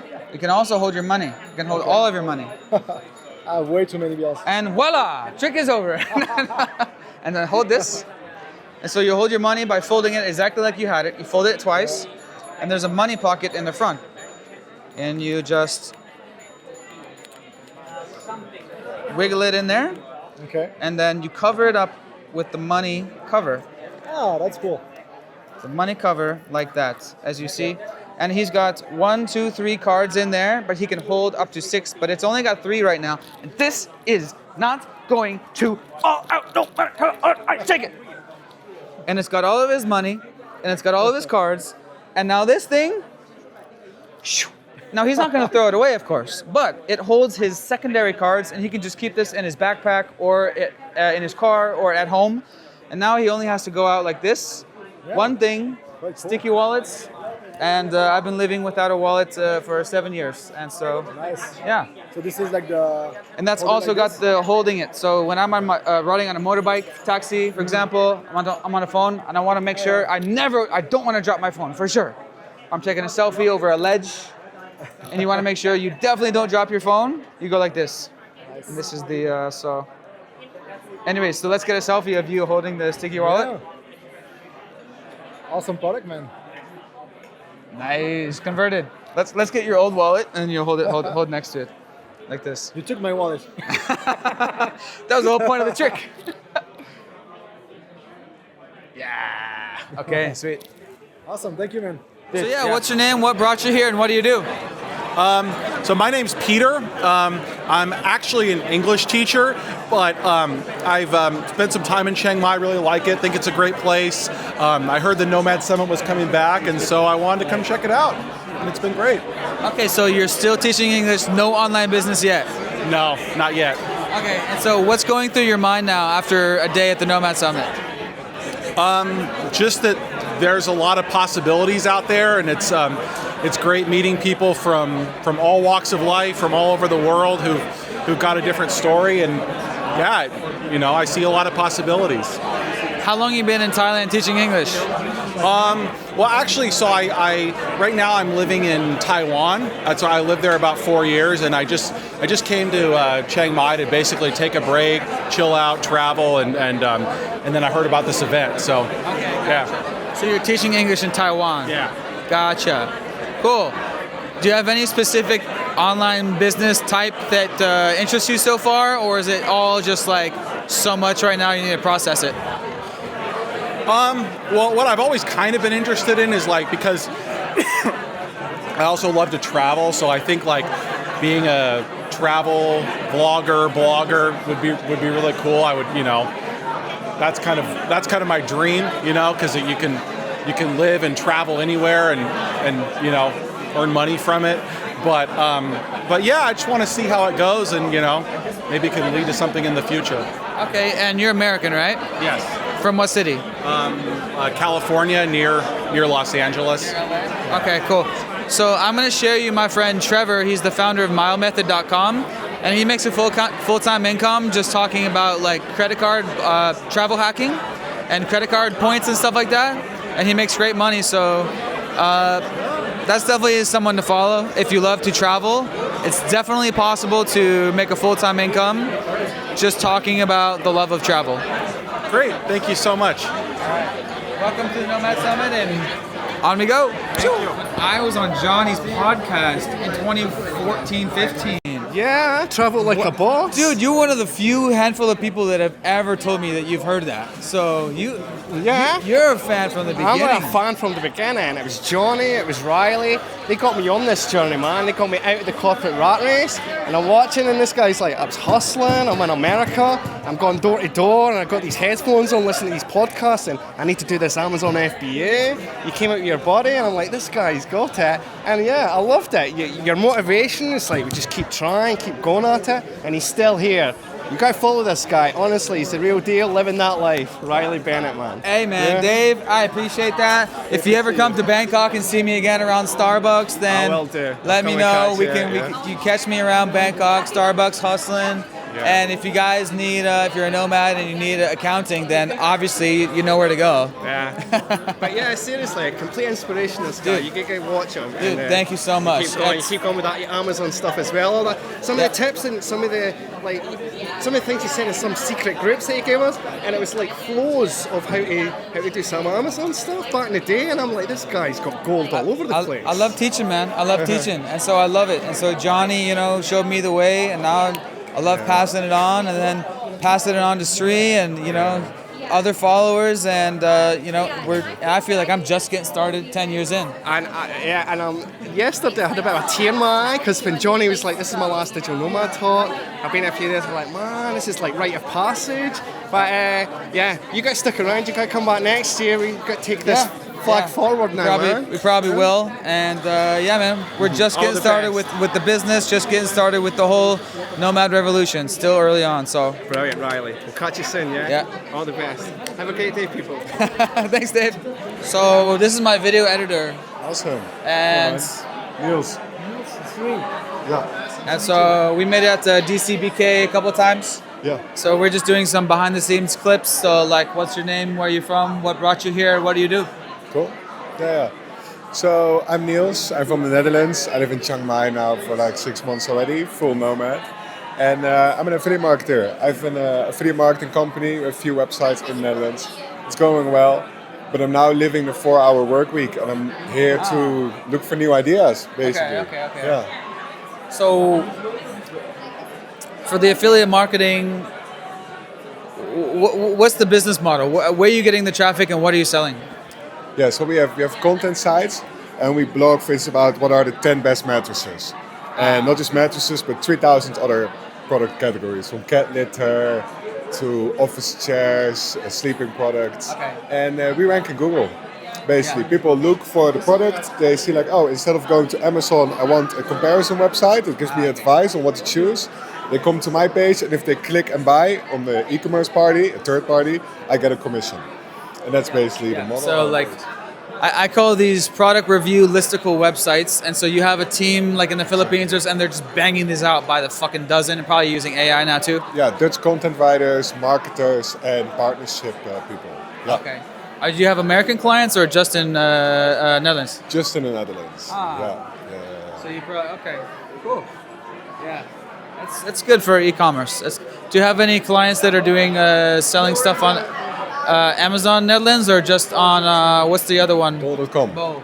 Mostly Bol. Yeah, it's like 90% Bol, because Bol's the big one in the Netherlands. Amazon launched like 4 times. They failed 2 times. They're successful now, but they're still only 5% of the pie.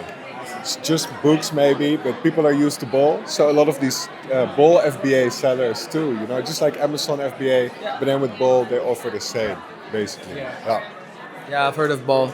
And so now that business is kind of just churning, working itself, and you want to keep that for cash flow, and then now start the next thing. Yes, correct. And so how do you feel about affiliate marketing and that game? Are you kind of sick of it and you want to go to a different type of thing, or what? I really like to have affiliate sites. It's a great cash flow generator, but buying affiliate site or starting new affiliate sites, it's a bit risky now, because Google doesn't really like the middleman anymore. And with AI being a thing now, I don't feel content as a business model is viable for the next 10 years. And that's why I'm like, shit, I'd rather switch now than later.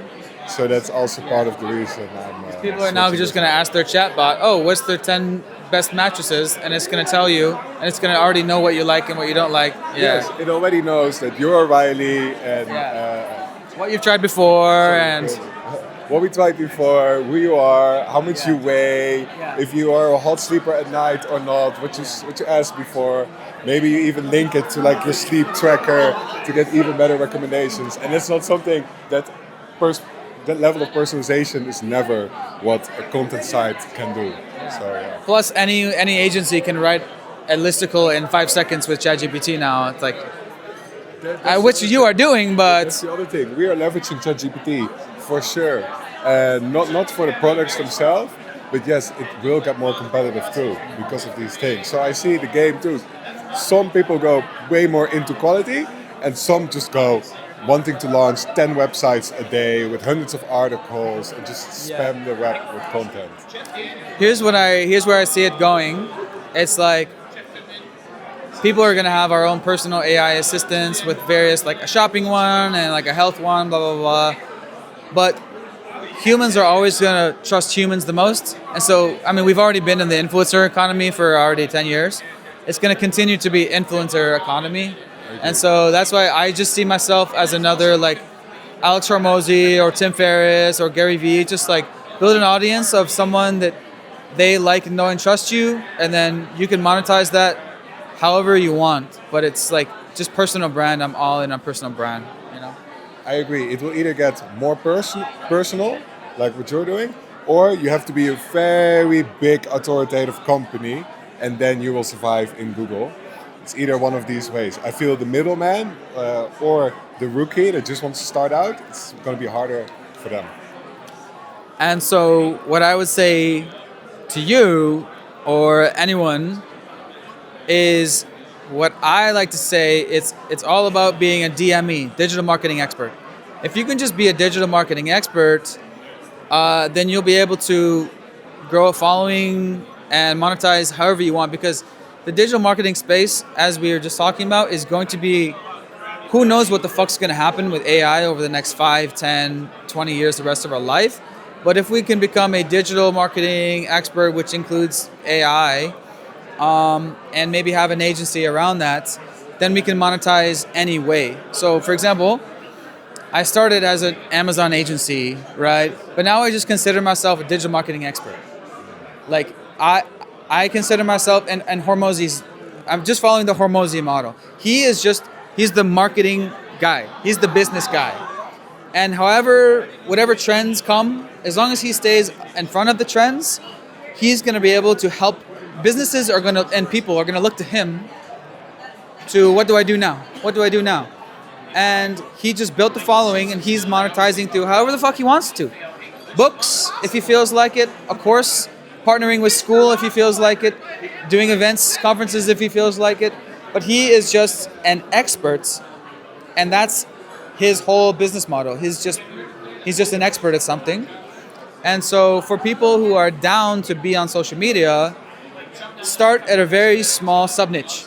So you would start a couple YouTube videos on how to rank your listicle, and you would do some very good like whiteboard videos, and there's some YouTube tricks you can do to actually. The YouTube strategy right now is actually basically just put up free courses, like kind of what Hormozy's doing, like long form, very valuable. Start with a small niche and grow your brand from there. And anyways, that's what I'm doing, and then I can monetize different ways. So people find me on Amazon. It's called Riley Bennett Amazon, and then they just see, oh, this guy is the Amazon expert. And then at the end of my video, I say, by the way, I offer PPC management, SEO management. I also have a done-for-you or do-it-yourself course. I also have some templates, and they'll see in the description my 3 different offers. But on social media, you are just an expert. I'm not a company, but they'll figure out I have a company. So, anyways, mini podcast complete. What else? Nice. Anything else on the mind before we go? No, that really sums it up. And I do think the personal brand is going to become more and more important. That's part of the reason why affiliate sites were punished. There was no personal anything behind it. It's just a faceless blog. Same with the faceless YouTube channels. So, yeah, man, great advice. Yeah. Nice chat, Roddy. Yeah, good to see you. What's your name? Riley. Riley, nice to meet you. Nice to meet you, man. Where are you from? USA, San Diego based. Oh, SD? SD, yeah. SD? Yourself? Seattle. Seattle, West Coast. West Coast, man. West Coast. Where are you from? West Coast is, Austria? Nice, cool. What about you? Perth? Yeah, West Coast, Aussie. West Coast. Aussie, eh? Yeah, Aussie. Aussie. We do say that. Aussie. You been to Australia, Roland? I have not been, surprisingly. So I need to check off that, and then Antarctica, and then I'll be all 7 continents. It's the only place I haven't been, or continent, other than Antarctica. Gotta go there. Yeah. Eventually, see the penguins. Sure. But might check off 2 birds with 1 stone when we go there. But It's easy to get anyway. Perth from Bali. There's 70 flights, it's cheap. So you go to Bali much, you can just get a 3-hour flight. Right, because I've lived in Bali for 2 years, and I've considered it many times for the visa run. Yeah. Go to like wherever the fuck. Yeah. But yeah, someday for sure. For the behind the scenes clips, for someone like me, I'm not really familiar with Nomad Cruise. Like, what's the pitch? What's it all about, and why should someone consider it?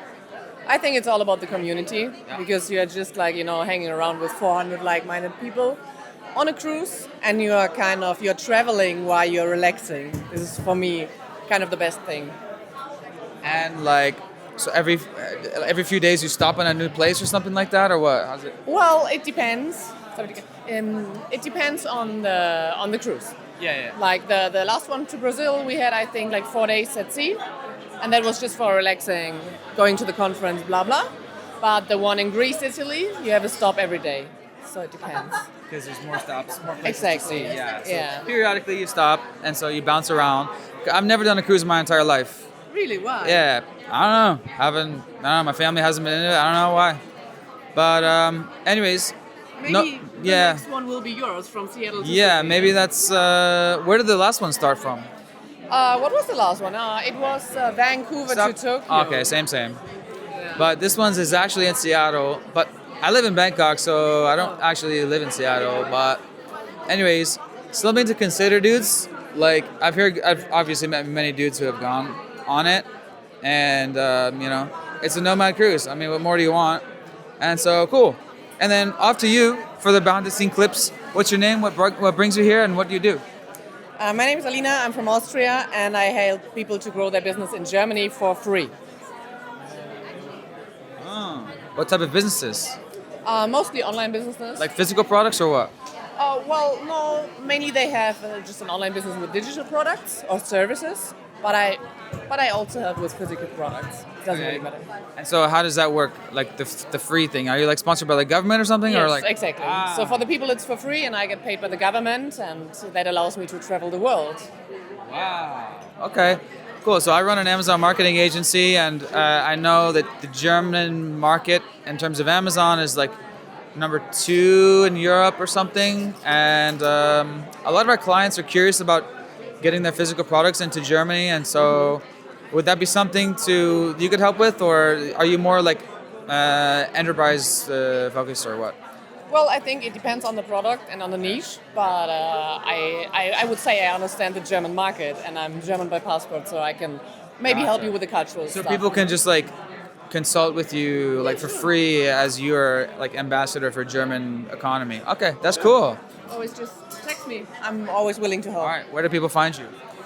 Just go on Instagram, type in Deine Zeitfee. I can just send it to All right, you. we'll put it on the screen right now. Boom. Perfect. Nice. It's called S Tokyo. It's called S Tokyo, S Tokyo. Yeah. S Tokyo. Yeah. And what's your name? Aki. Aki. Yeah. And so tell the people what about your business real quick. Okay, so I'm doing like a hospitality firm. I'm running a hotel, co-working, and a cafe, and we are focusing on like building a community between like a local and international. Because in Japan, like if you don't speak Japanese, it's kind of hard to get into the community. So we are somewhat like between, bridging people. So that's our business. Yeah. Okay. Come to Tokyo, hit it up, and then we'll put your Instagram right here. Cool. Come to Awesome, Tokyo. awesome. Aki baby. Aki drinking sake.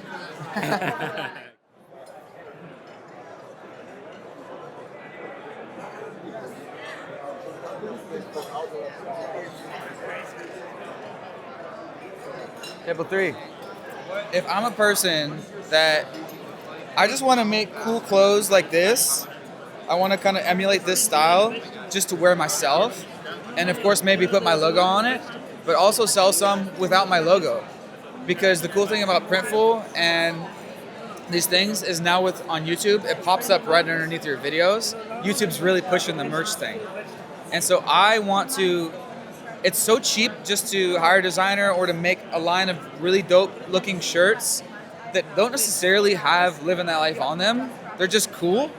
And eventually I can sell them at cost and see which ones people like and then lean into those. And then maybe once I grow subscribers to bigger level, maybe charge a profit margin. And then maybe the actual fans, they'll buy the ones that actually have my logo on it, but they also look dope. Because mostly, I think a lot of creators are getting better at this though with the shirt design. But in the years past, it's just been like, buy shirt, my logo, cool. But now it's like they're actually making cool looking fashion, and it maybe have their logo on it really small, but it's so easy with these print-on-demand companies. So yeah, what would you say to that? Yeah. So if you're a creator and you're looking to get into the apparel space, I think the biggest mistake that most creators make is that they buy inventory first. So what Riley's talking about is print on demand. Like when somebody buys a unit, then there's a company out there that will go and basically put the artwork to the machine and actually do the printing, the shipping, and then you just, go live in Bali or whatever. And so then like, hey, these shirts are selling, and if you want to control the quality process or whatever, then like, oh, this is the best bet because this is the best design. Now you have the data to prove that, like, I need to make a full run of this. So it's the best, like, MVP to really start your merch business. What else? As far as, like, if you have a lifestyle business, so for me, like, I'm pretty anti-logo, and I don't want to represent any, like, luxury brand or whatever, like slap somebody else's logo on it unless I really like want to rep them or if it's my own company. So I've got like, Arkansas here because I can relate to other people that went to Arkansas or are, participating in or went to the SEC basically. And then I've got Fish Boss. So reason that, I logo everything with Fish Boss, which is my brand, is because you can have your entire wardrobe from head to toe, even shoes. Like I've got custom shoes with my own logo on it because I don't have to rep Nike or anything. And that was a one-of-one print on demand. So all these like websites can do like backpacks or like, everything, dude. Is Printful the one you use? There's Printful, there's Spreadshop, there's a whole like wide variety. Custom Cat is one. But yeah, you can do your entire like luggage is all your brand, and so then everything is going to be marketing for you whenever you're creating content. So then you don't have to rep like somebody else's logo because you might as well get paid for it. And like he was saying, put it in the YouTube description, and then people are going to buy your stuff. So yeah, dude, super cool example. I just learned this month, and so show this. So my younger brother, he made a Printful shop of a Henry Island logo. And so Henry Island is where my family beach cabin is. It's not a brand, it's just the name of the island. And he's like, yeah, I just made this shop and I made this little logo and it's just for our family and all of our cousins. We have like 26 cousins and they're cool. I like the coloring and it's like anything. And then he just shared it in the cousins email thread. He's like, hey guys, rep our family, logo, whatever. Everything's at costs, and I just learned about this week, and so Printful looks like pretty cool. Yeah, so something that I've used print on demand for also is like family reunions. So you can have like everybody's face on a t-shirt exactly like to their size, and you only need to order the exact amount. You don't have to get like a huge MOQ for that. Yeah. And company merch. We're gonna rebrand AMC soon. And send everyone, I already did it last year, but send all of our Philippines team the merch, send everyone in our team the merch, and so it's easier than ever. So yeah, we're gonna do that. Okay, another thing is you can do limited drops because the catalog for like Printful, for example, is like hundreds of products. And if you want, you can do like, hey, I'm releasing, a limited edition pair of sneakers, and you only need to sell as much or make as much as you sell, right? And then you can do next month is like, oh, I've got a limited edition like mug or something, and so you can really like play around with it. That's the way to do it.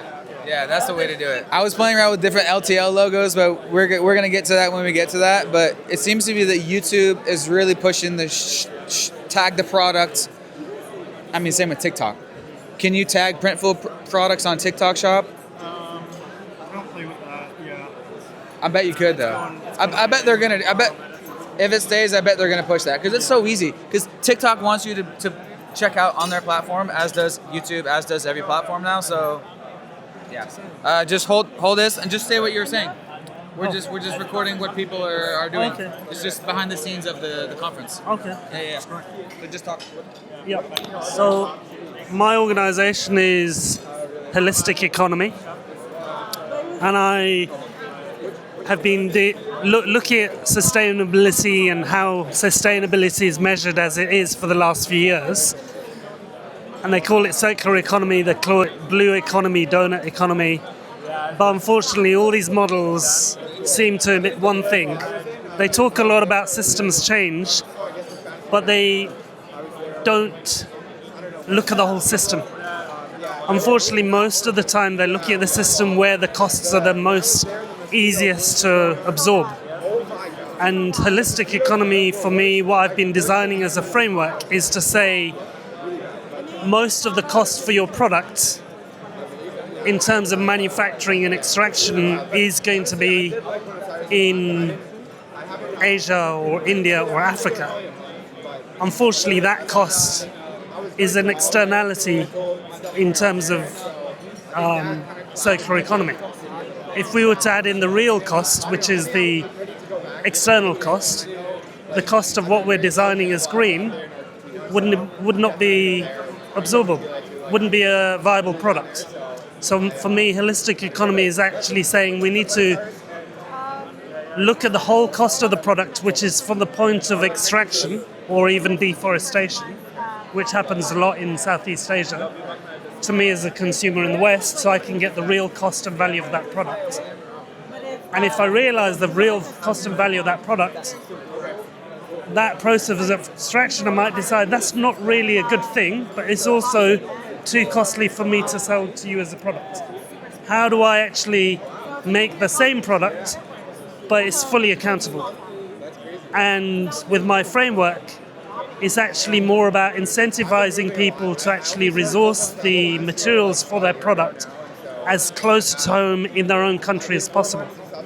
So, for example, I'm in the UK. My friend next to me is from the US, someone else is from India.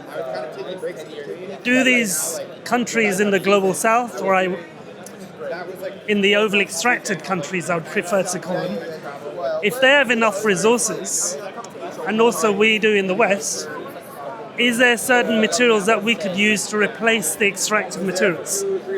Could you make or build a house out of another material which is not so polluting instead of concrete and steel? Could you make a t-shirt out of material which doesn't require pesticides and fertilizers? And it could be made out of a much more sustainable material. So that's my framework. So we got hemp, one of the big ones. So hempcrete, I've heard of hempcrete. Hemp, for me, hemp is king of the hill. Hemp's king of the world. King of the hill. King of the hill. Nice. And bamboo as well, but bamboo is not great for clothing.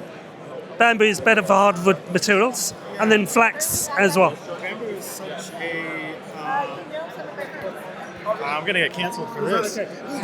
Bamboo fishing poles? Yeah, that's great. So bamboo clothing and bamboo clothing's actually, I don't know the word for this, but it's not sustainable. So there's only one place in the world that creates bamboo apparel, and that's China. And then the way that they make the bamboo soft is through a ton of chemicals, like a ton of chemicals. So yeah, the end material is really soft, breathable, moisture wicking, whatever, but it's not truly like eco-friendly. So, That's why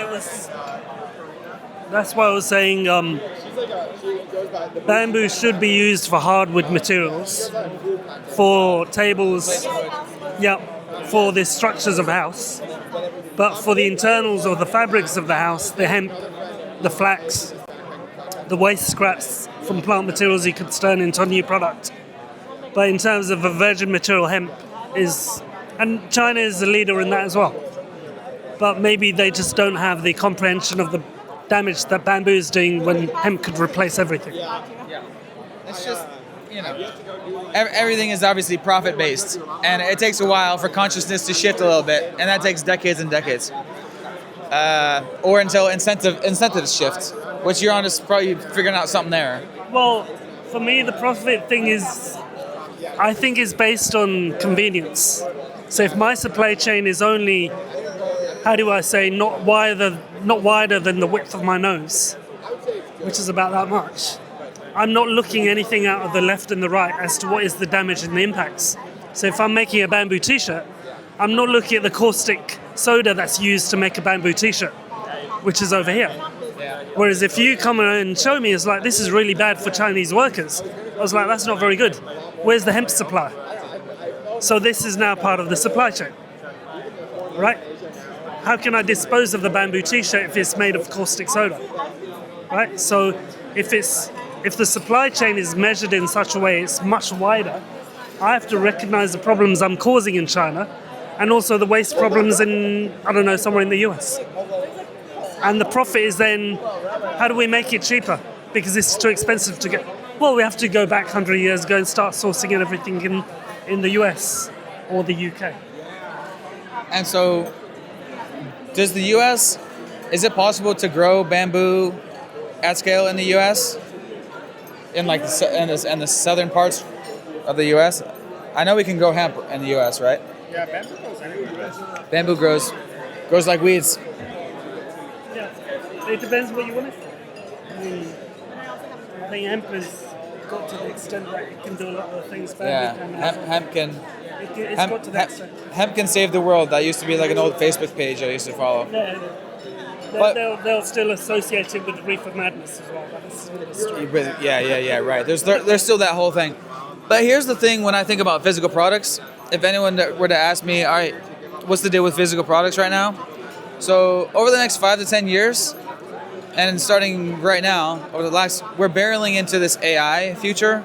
And so AI robotics, along with AI, is going to revolutionize manufacturing, where the cost of physical products is going to go real down, because basically it's going to replace more and more factory workers every year, and the cost of physical goods is going to go down and down and down and down every year, as it already has been over the last decades, But right now it's just paying cheap Chinese, quote-unquote, slave workers, but those people are going to be replaced by AI, all different types of robots, and eventually humanoid robots, which are going to be coming, and then.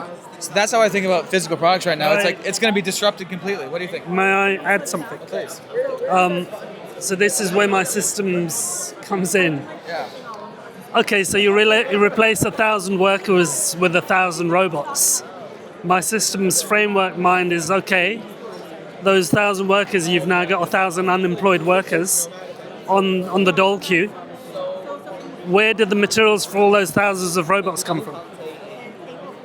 So you got the electronics, the gadgets, the mining, the extractives. More than likely, those 1,000 people that got unemployed are probably, or maybe some of their fellow Chinese, are now in the mines mining the minerals for going AI robots. So, but the people in the mines are going to be robots as well. Yeah. What I'm saying is that there's a cost to pay for any supposed progress. There's going to be a cost. There's going to be this slippage where it's like, I mean, it's been going on for hundreds of years, but technology comes in and it replaces something, and then they're like, oh, what do we do? But it always ends up in the long term progress and hopefully more wealth for more people in the world, but it's never going to be perfect. Yeah. And also, I do get visions of robots, and I'm thinking a hybrid of Total Recall and Matrix 4 combined. That scares the hell out of me. Like, you haven't paid your parking ticket and you see a robot chasing you for it. I don't know, something crazy like that. Yeah. And they can recognize you through your iris. They already have that in Sorry? China, and also in the UK. I heard if you go into the carpool lane, even for like 5 seconds, and you go back, you'll get a ticket in your mail. Yeah, here's the thing. As a member of the public who pays taxes, to be monitored by a robot which is funded by the people that I pay the taxes to to monitor me or to monitor them? That's something I'm trying to figure out. So these robots should be used on the politicians and the parliamentarians, not on the people. All right. So, but it's the same old story. My mum and my friends would say, how is it that a population of 50 million Indians got controlled by 300 people from Parliament in the UK? Very easy. It's in the same way 5 billion people got controlled by a few hundred people for COVID, for 2 years of lockdown. Threat of violence and threat of arrest and violence. Yeah, something like that, possibly, supposedly, yes, but that could be considered conspiracy as well. But we've got to be somewhat economical with the truth as well. Otherwise, we get another tag on our YouTube. Right. Well, that's why some people have said, like,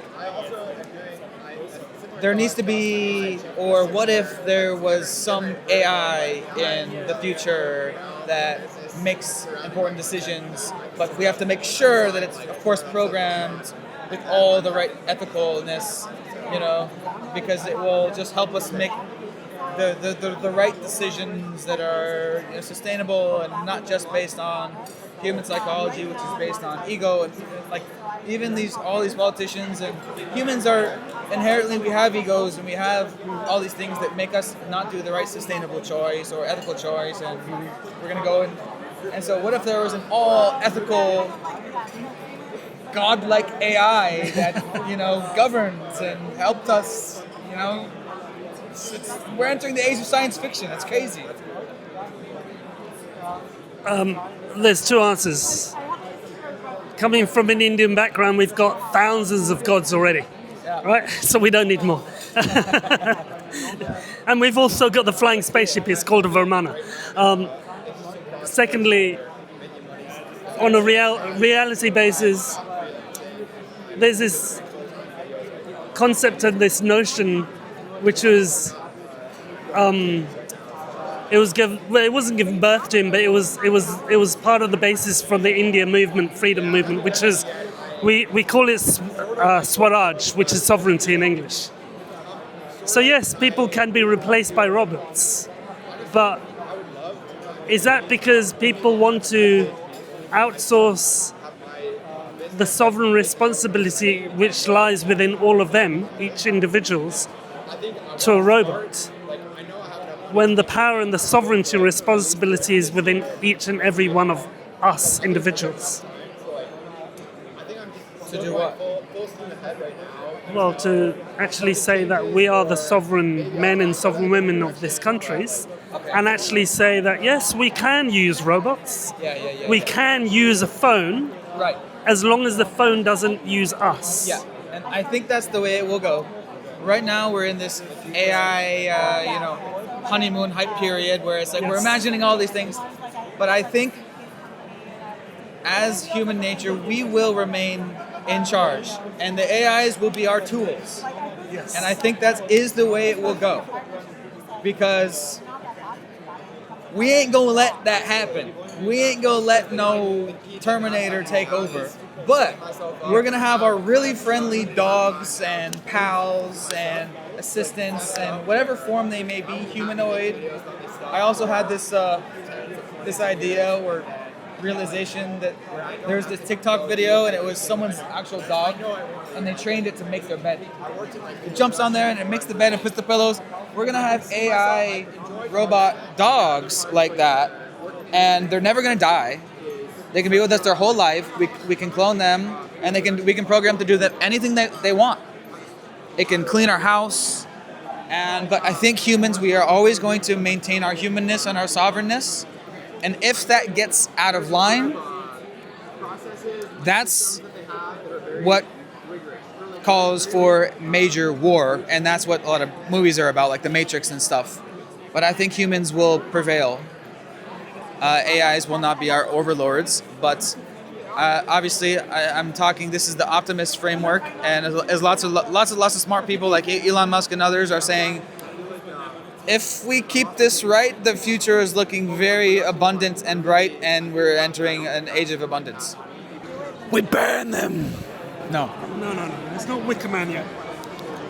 I'm just joking. not Wicker Man yet. Exile, like in Batman. We only Yeah. burn them when they die. That's an Indian thing. Not yet. And so- Let the kid move. And so, what happens when we live in an era of AI abundance, where AI is making everything and it can do anything and it's super intelligent? I have this idea of a future society where instead of, most people's jobs day to day now are like 9 to 5. We go to our job and we do work. What if instead of that, it's sports and entertainment and creation based? So like, you'll wake up and you'll be doing your sport. So it's kind of like, what do kids do when they grow up? They don't have jobs. They wake up and their main day to day is sports, learning, dance class, hanging out, learning whatever skill. And what if everyone lived life like that? You can go to class if you want, or you can just really focus on your sport.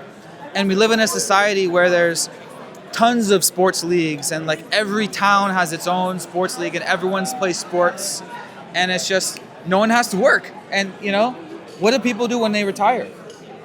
I don't know. Some people are lazy and they drink beer and they get fat and they have shit lives. But what do some people do when they retire? They travel the world and they actually finally live life to the fullest, and they actually learn that thing that I've always wanted to learn. They actually go on that cruise. And so once AI is doing everything and running the whole economy, you're retired.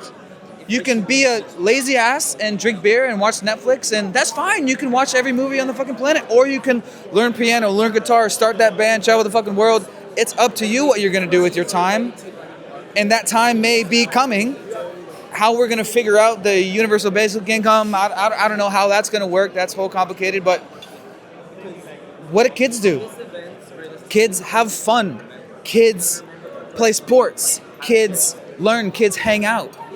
That future could possibly be coming within our lifetime. And your channel is? Sergio Sala. Sergio Sala. It's Sergio, Sergio Sala. Okay, and you're coming out with like a documentary or something? Yeah, Tell people about it. Like I film city guides for digital nomads and done more than 35 all over the world. And I spend like a month in each place and I show everything: co-working, coffee shops, all the things for digital nomads. Yeah, his channel's dope. His channel's approved. Yeah, I've seen your videos. Yeah. And I think his stuff too, so it's good too, man. And so the Nomad Cruise, should we do a clip about it? So just hold this and tell everyone that doesn't know about Nomad Cruise what it's about. So I'm organizing the Nomad Cruise. It's a cruise for digital nomads, a floating conference where we go across the Pacific or transatlantic. And there's usually around 300 people. You can check it out also on YouTube, Nomad Cruise. And lots of nice people there, right? Yeah. I've been there. It's pretty cool. I can talk hours, so I don't know how long I need to speak. How long have we got? How long is lunch? Yeah. Thank you. Yeah, appreciate it, guys. What camera you got there? Sony A7C2. Ooh, A7C, that's a lighter one, right? Yeah, like it's like the best small camera. Bro, okay, let me take a picture of that because I was debating between the C and just the A7S, which is a little bit bigger. So A7C2 Mark II? Yeah? In terms of video quality or?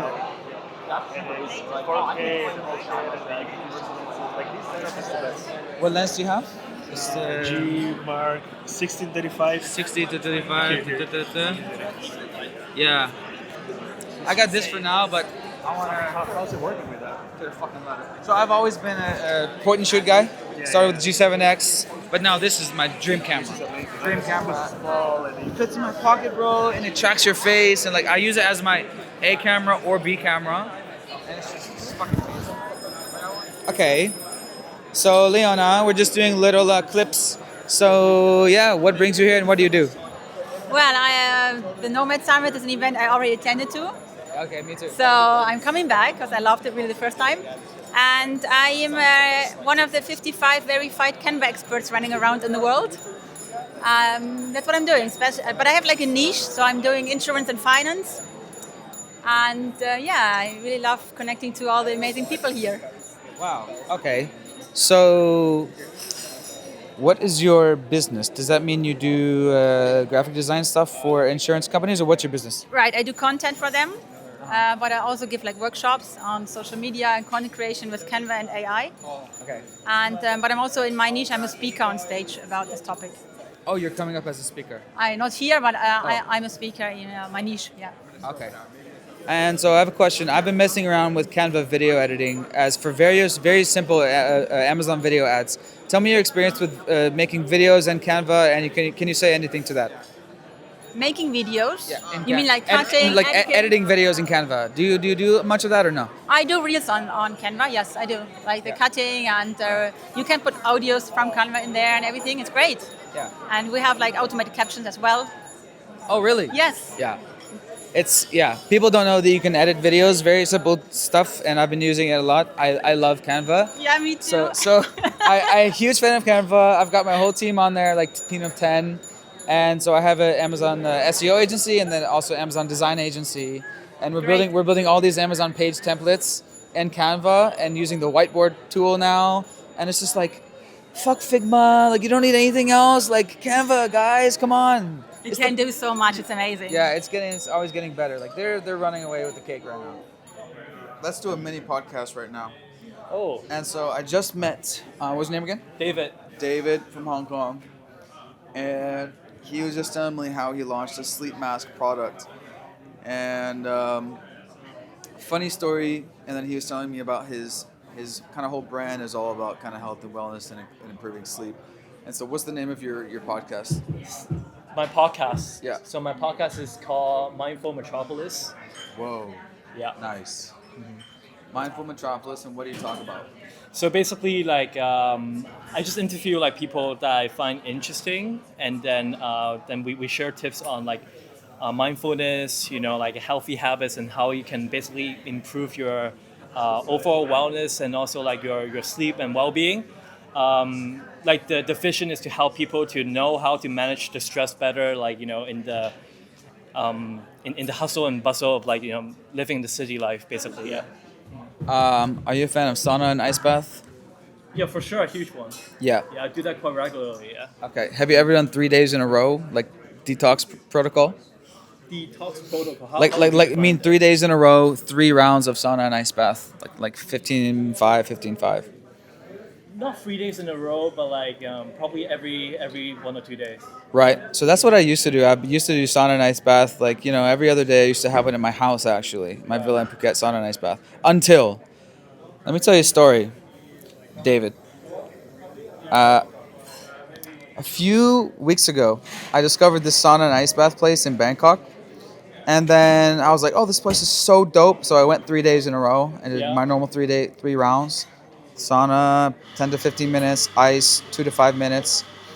And all of a sudden on day 4 and day 5, I didn't go. But on day 4, I felt like a completely new fucking man. I go, what the fuck? My sleep went from 8 to 9 hours of sleep. Man, I kind of don't want to wake up. Maybe some extra sleep would sound good. Need a morning run just to wake up, just to feel alive. Need that coffee just to feel dopamine up, just to work. On day 4, after that 3-day detox, coffee? Psh, what the fuck is that? 7 hours of sleep? Psh, let's go. Don't even need a morning run. I'm fucking at it. And so looking back, what that did, it was a complete dopamine reset. I was probably at 70%. I was all right. I was fine. I wasn't depressed. But I was probably at 70% after that 3-day protocol, bro. I'm flying. I felt the best I've ever felt in my life. My dopamine is flying at 95 to 100%. I'm talking to people on the streets. I'm calling my mom. As you probably know, when your dopamine level baseline is high, everything is good. Everything is good because all the other hormones need dopamine to work. And I get into reading about it. And yes, of course, that's the case. There is something. And I'm even met this Thai gal in the sauna there on the 3rd day. And she's like, I'm like, why are you here? She's like, well, I was having some anxiety, so I did some online research, and I figured out about this 14-day sauna and ice bath protocol. Do it for 14 days. It will completely detox you and reset all your hormones. To oversimplify it, dopamine being the main hormone. And she's like, yeah, it's my 3rd day. I said, how do you feel? She goes, I feel so happy. And so her anxiety was fixed after only 3 days of sauna and ice bath therapy. And so, man, I'm totally converted to this thing. I've been a sauna and ice bath guy, as many of us have, but I've never done the 3 days in a row. Completely changed my life, bro. And so now I'm probably gonna do it once a month, every 2 months, to completely reset your dopamine baseline. Because I was totally dependent on coffee to get that dopamine up, because that's why most people drink coffee, because it's dopamine, but it's also the adrenaline. But now I haven't been able. I used to be a venti Starbucks guy, and I used to kill that within just a few hours and maybe go in for a second. Now I haven't been able to finish even a tall coffee for the last 2 weeks since that, and it's because my dopamine baseline has been reset. Have you tried drinking tea? No. Maybe that can be a good replacement for coffee. What type of tea? Green tea. Yeah. Yeah. Replace the types of caffeine. Yeah. There's definitely some to that, and I've learned about this too in the past. Is because the thing with coffee is if you keep having the same coffee, your tolerance gets up. And so I used to be Starbucks every day, but then I switched to this other company. It's actually this cold brew concentrate, whatever. I switched to that, and then all of a sudden, whoa! Completely, the coffee just hit me again. And so definitely there's something to rotate your caffeine, whether it's either the coffee brand or green tea to coffee, or what's the other one? Not kava, but anyways, but yeah, I should probably try that. Yeah, I started drinking green tea like 2 years ago, like, right around the time when I got COVID. And then, I was just like looking for some like, way to like cure my like sore throat per se. And then I was staying in actually a hotel in like Thailand, and they serve like green tea every day. And I started drinking it, and I just find it extremely like, soothing, for my throat. And I just keep it as a habit, basically like it brightens your mood, like it lifts your energy up. So like hot. Yeah, hot green tea. Yeah. Mhm. Cool. So what other habits do you practice to like as a way to improve your health or general well-being aside from like the newly discovered sauna and ice bath Dude, method? honestly, my mindset right now is fuck everything else. Just do 3 days of sauna and ice bath. Your dopamine will reset. It'll shoot up, and then everything else in your life will be fixed. That's awesome. Yeah. Well, so here's another way to explain it. So happiness is. So I happen to be a biochemistry major, so I know a little bit about stuff. Happiness is half chemical and half psychological. Mm-hmm. So I just fixed the chemical side 100% because my dopamine is 100% baseline now. So now I'm in a good mood and I'm happy on that. But that doesn't mean I'm psychologically happy, relationship, fulfillment. And so you still need a therapist and different things for that.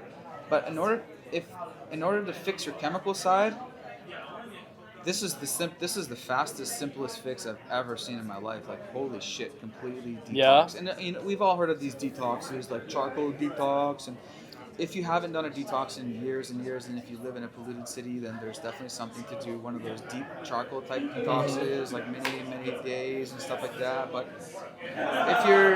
if you're a person like me, you're pretty mostly happy. And the same with this Thai gal in the sauna. She was like, my life is fine, like my career is fine, but for some reason I'm just like, something's off. I just don't feel, and what it is just a low dopamine baseline. You just need to cleanse out some of these heavy metals and some of these other things that disrupt your hormones. Right. Hormones. There's other hormones such as the serotonin, oxytocin, opioids, cannabinoids, and serotonin, oxytocin, and whatever the other one. But to oversimplify it, let's just say and testosterone is the other one. Right. There's these chemicals that disrupt those pathways, and if we can just reset that, there's that. Plus, the reason the sauna and ice bath works is because it's filtering our blood through our kidneys, which is the natural blood filter. So when we go into the cold, our blood rushes into the internal organs to keep them at room temperature, body temperature, our brain and our heart, and it goes in. And then when we go into the hot, our blood rushes out into the extremities to try to keep our organs at room temperature. And then so we're doing that. We're flushing our blood through our kidneys in and out through the filter. And it's just like a double filter for your blood. And then, boom, you do that 3 days in a row, fucking reset your life. You sound like an expert in sauna and ice bath. Do you had that all of that knowledge before you practice that 3-day protocol? Yeah. I used to have a sauna ice bath at my house. I knew all the benefits. I'm a biochem major, so I understand the benefits. And it's But you have never done like 3 days in a row. But I've until never then. done 3 days in a row, 3 rounds. I typically would do 2 rounds, Right. like twice a week. But I feel like there's something to, because it's basically like my body has never sweat that much, and it's never detoxed that much in a 3-day period. Maybe I'll give it a try sometimes. Yeah. You also mentioned about the benefits of wearing a sleep mask. So, what got you started of wearing the sleep mask? Can you tell us more about that? Well, also world traveler, as you know, lots of hotels. A lot of them are not black at night, and so you know, I'm a big fan of need to have complete black, and so I travel with a sleep mask, and then. You know, Manta Sleep's just the biggest one on the market, right? And so I tried them out, and it's good. And then the other week I got the Pro, and it's just like even better. What do you like most about the Manta sleep mask that you've been wearing? Like, how is it different from the ones that you have used before? I mean, there's lots of just like ones that are. It's just the most premium one on the market. Do you know what I mean? It's just the texture is really comfortable, and the cups are really thick, and it's complete blackout. Right. And also the back the Velcro is really easy to adjust to the perfect tightness. Yeah. And I happened to meet the founder of it at DCBK last year. Oh. Founder of Manta Sleep. That's awesome. Yeah. I mean, I started my own like sleep mask brand. 2 months ago. So I started wearing sleep masks 6 or 7 months ago, and it has been a huge life changer for me. Basically, as you said, I also travel a lot as well. Constantly flying, like switching hotels. So I have never have control over the environmental factors, But then what I figure out is like the sleep mask can be the constant variable that helped me to stabilize my sleep. Just one time when I flew from Hong Kong to Barcelona, it's an 11-hour flight. I wore it. I slept for 9 hours straight, and then so I don't get affected by jet lag at all. So that's how I discover the power of wearing sleep masks. And then I just keep it as a habit, right now during bedtime I'll wear it. And from all the sleep masks I've worn before, I kind of designed and custom fit it in a way that basically fit the eyes and nose a bit better. So then it's like 3-dimensional, unlike a lot of the ones that are flat, And other product line I recently added is like a Bluetooth sleep mask. Basically for some of the people they say oh, it's good that you have a sleep mask, but what about I want to listen to some sort of song when I want to fall asleep. So that one is you wrap it around and then it's Bluetooth connected to your phone, so you can play a podcast episode or playing some sort of music or even white noise that can help you to fall asleep while wearing it. I'm sold. I want that. You want that one? Because I sleep with AirPods in my ears. Oh yeah. And I listen to a certain podcast that falls me asleep. Yeah. So that one is it basically killed 2 birds in 1 stone. Basically, it can completely blindfold everything, and you can also it's Bluetooth connected as well. So yeah. Okay. I'll be a customer of that. Sure. Yeah. Okay. I'll be a free tester. Okay. And so, are you live selling your product yet, or what's the stage? Yeah, live. Yeah. Yeah, you're doing revenue. Yeah. Where are you getting your sales from? Where's your traffic coming from? My traffic. So I promoted to my family and friends who need to improve their sleep. Some of them have tried already, and they also find it to be kind of like a life changer for them as well. It actually improved their sleep. Or sometimes when they want to get an afternoon nap, basically, right? They're out there in the car, for example, or they wanna took a bit of time away from work. Then just wear a sleep mask. They get a 20-minute or a 90-minute afternoon nap. Basically help them to recharge. Basically, yeah. And for some of them who travel a lot, the sleep mask help a lot as well. My plan next is also to run different ads, campaigns, and also link up with some of my influencer friends to to promote it to the platform as well. Yeah. Are you selling in the U.S. at all, or is it just Hong Kong? Or? Right now, mainly in the Hong Kong market, and also I'm thinking about targeting Australia, the Canadian markets as well. So yeah. Okay. Mm-hmm. Cool. So my mom invented a sleep product, and I'm gonna reveal it to you right now. Yeah. Okay. It's been selling on Amazon for about 7 years, and it still makes money. It's called the Seat Sleeper. Oh. And so it wraps around the headrests on your airplane seat. Yeah. And then it straps you to the headrest, and so when you're gonna fall asleep, Yeah. it prevents head bobbing. Oh. So you stay just like this. Whoa. Feel it. So where, like on your head? Yeah, around your forehead. Around the forehead. You can either do it around the forehead. I recommend forehead, and then a sleep mask to complement. This is like the perfect combo. Yeah, no? Yeah. Yeah. Mm-hmm. And so you can adjust it, but trust me, I've used it dozens of times, and it actually works, and it actually allows me to fall asleep on economy flights. Mm. Yeah. Yeah. When I'm not doing business class like a boss. That's cool. Yeah.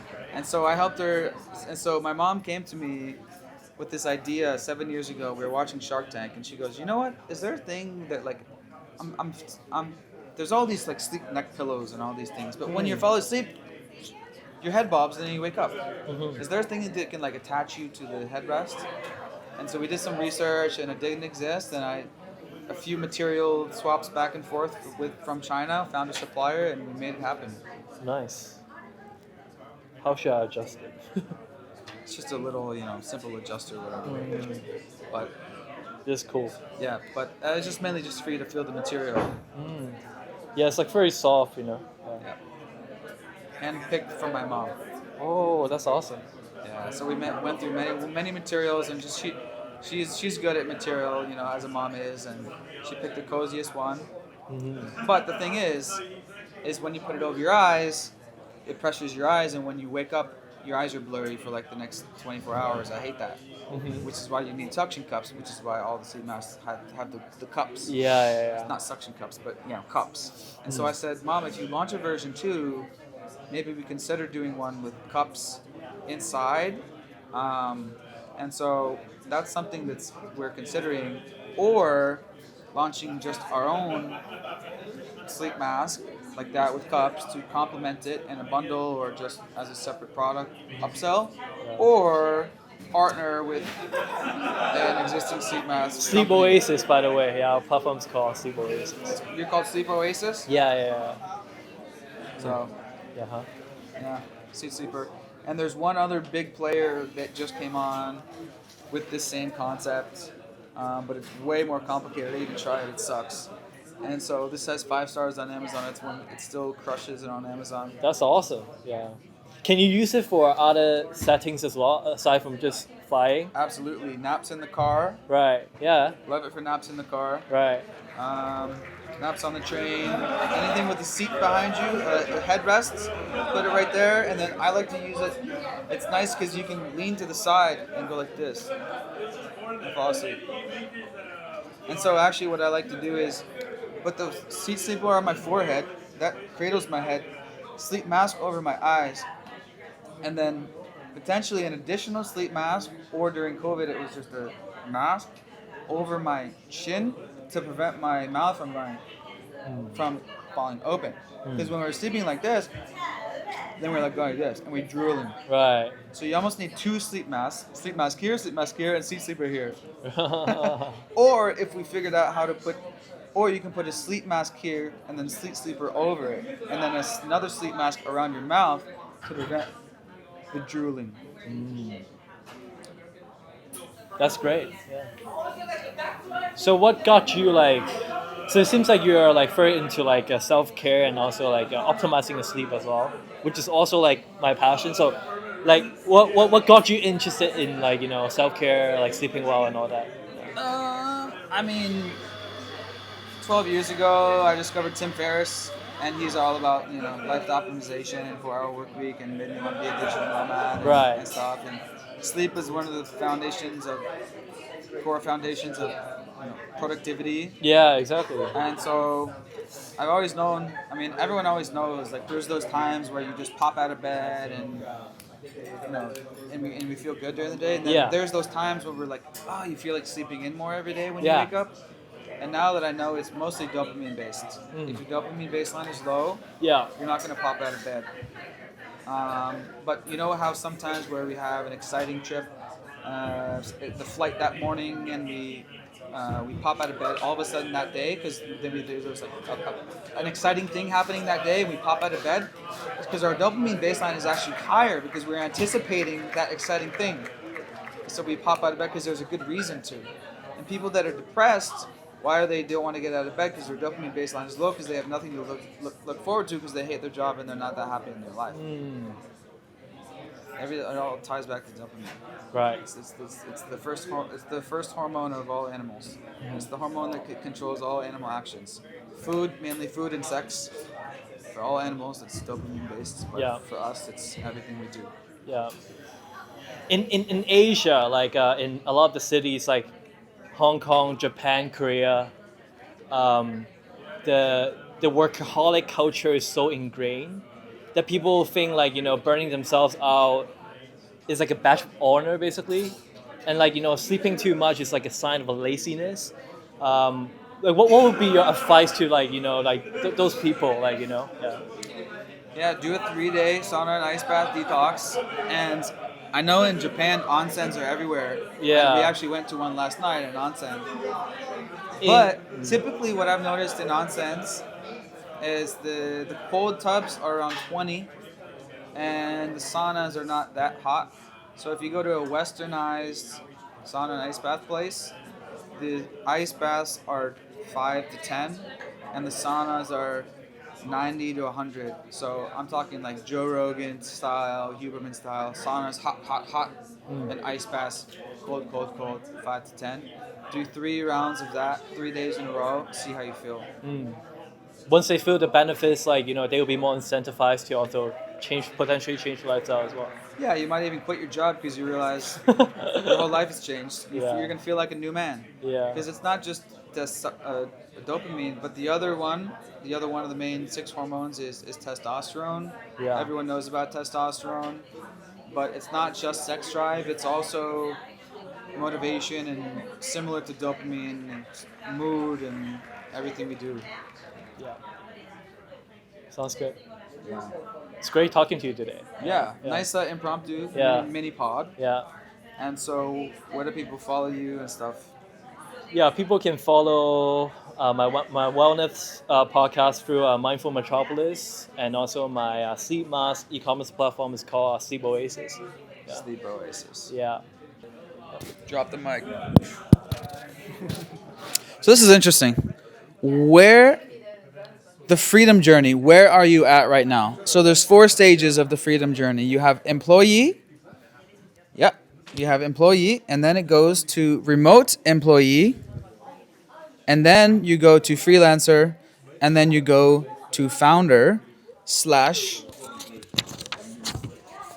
business owner / some people call it an entrepreneur, but really you just you're the one that owns the business. And this is the only way that you're going to be a millionaire. You can't be a millionaire as a freelancer, and you can't get rich as a remote employee or employee. But the easiest place to start is here. This is employee or remote employee. But obviously you want to be remote. So with me, I teach sales. If you want to be an employee, sure, you can do that in a cubicle or go door to door.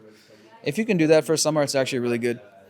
Or remote employee, in my opinion, the easiest remote job to get is a remote sales job, especially if you have very minimal experience or you're 16, 17, 18, 19, 21, 22, 23, or 24 or 25 years old. Boom. And then actually, you're not actually an employee, you're a freelancer because you are an independent person, you're getting paid on commission. So you're already a freelancer. And then what's going to happen over 1 to 3 years is you're going to do that doing remote sales. And then all of a sudden, you're slowly going to learn about digital marketing because you're going to be working for a digital marketing company or an online company. And then you're going to look at their website and you're going to be like, this website fucking sucks. And you're going to look at their VSL and be like, your VSL sucks. Or you're going to be like, why don't you have a webinar? These leads I'm talking to, they haven't watched any webinar. They haven't watched any VSL. And you're going to tell your boss that. And they're going to be like, what do you mean? You're like, yeah, in order to have a funnel, these leads need to have been pre-sold before they get on my sales call. And so they're going to be like, oh, can you help me with that? And you can be like, sure, I will write you a landing page, a VSL, or a webinar And they're going to be like, great, how much? And you're going to be like, oh, I don't know. Charge you $1,000 for it. Boom. Now you've just offered your second service as a freelancer. You started in with sales because it's so easy. And then you're going to slowly offer other digital marketing services. And as soon as you can afford it, as soon as it's time, you're going to hire your first $5 an hour VA, either from Philippines or India or anywhere. And you can look on Upwork for whatever that is. So whatever is most repetitive, like scheduling your social media or managing your inboxes or whatever, you're going to hire your first VA. And then that is the genesis of your digital marketing agency. And then over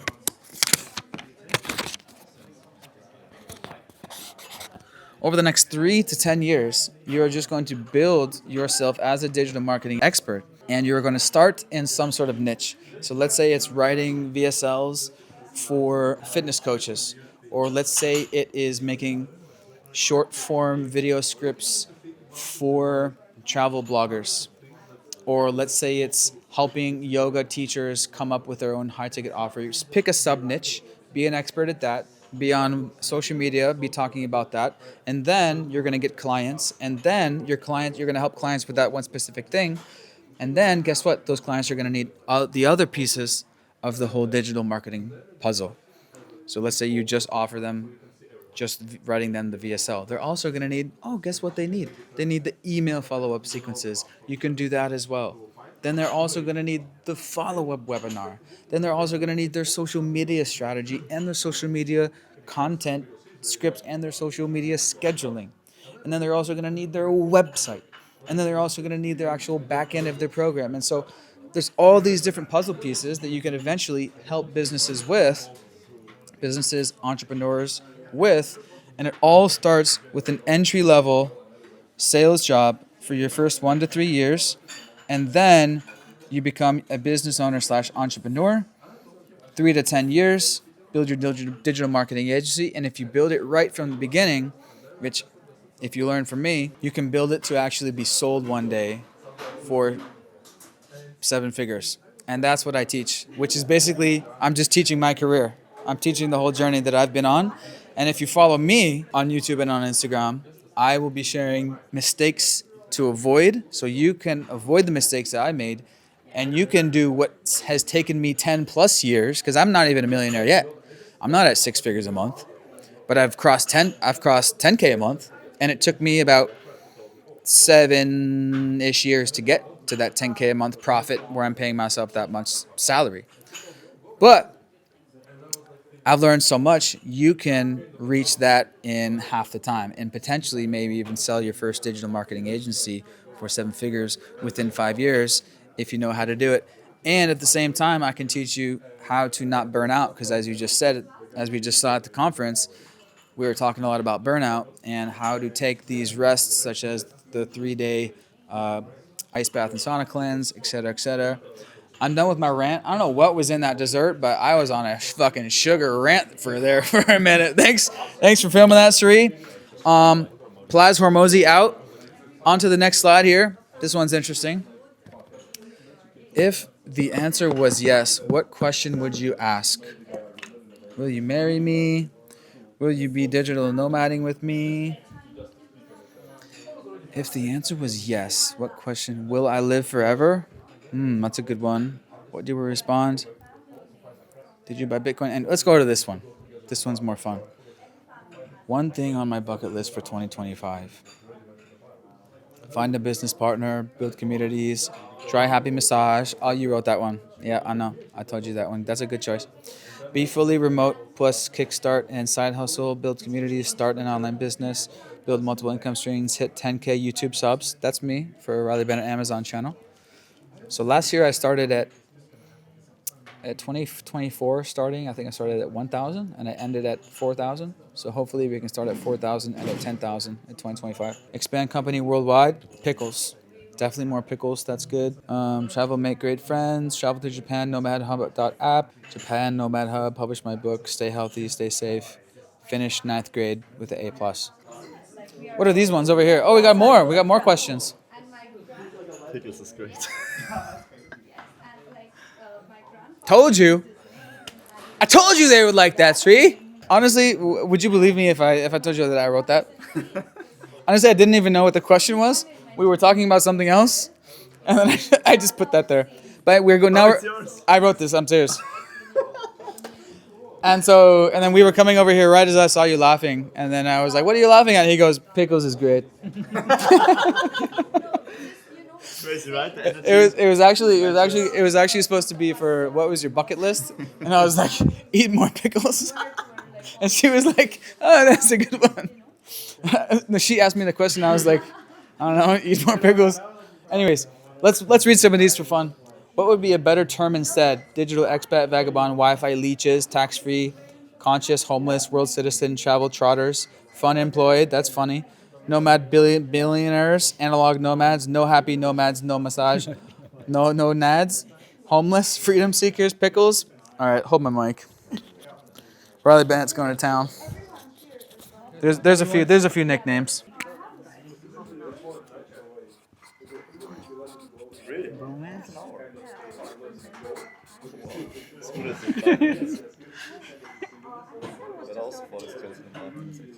What the fuck, man? Look who's doing that. Don't tell me I did it. Don't tell them I did it. Who wrote that? You did. I got it on the camera. That's a ball sack in case you don't know. That's a ball sack. There's also another one. There's also another one. Starts with digital again. I mean, there's digital bromads. Everyone knows that, but I kind of like that. Yeah, I was actually the one to invent that. So there's this one influencer guy. He's at Digital Bromad. I said it way before him. The proof is online. I said it way back in 2017. There was this video. It's called Digital Bromads in Amsterdam. It's me, Danny, and Parker hanging out. So I'm the first one, as far as I know, to ever say the term on YouTube. You guys can fact check me if you want to use AI to do the research. But what are some other fun terms? Bro, obviously, bro, the best one. It's just a location-independent lifestyle. I mean, I don't give a fuck what the fuck you're talking about. Or you could do laptop lifestyle. If we had a whiteboard, because there's three different pieces of being a digital nomad. I'll explain it to you. Okay, so there's three things. There's a Venn diagram. Holy shit, that's fucking good. And so we have the entrepreneur, and then we have the live abroad.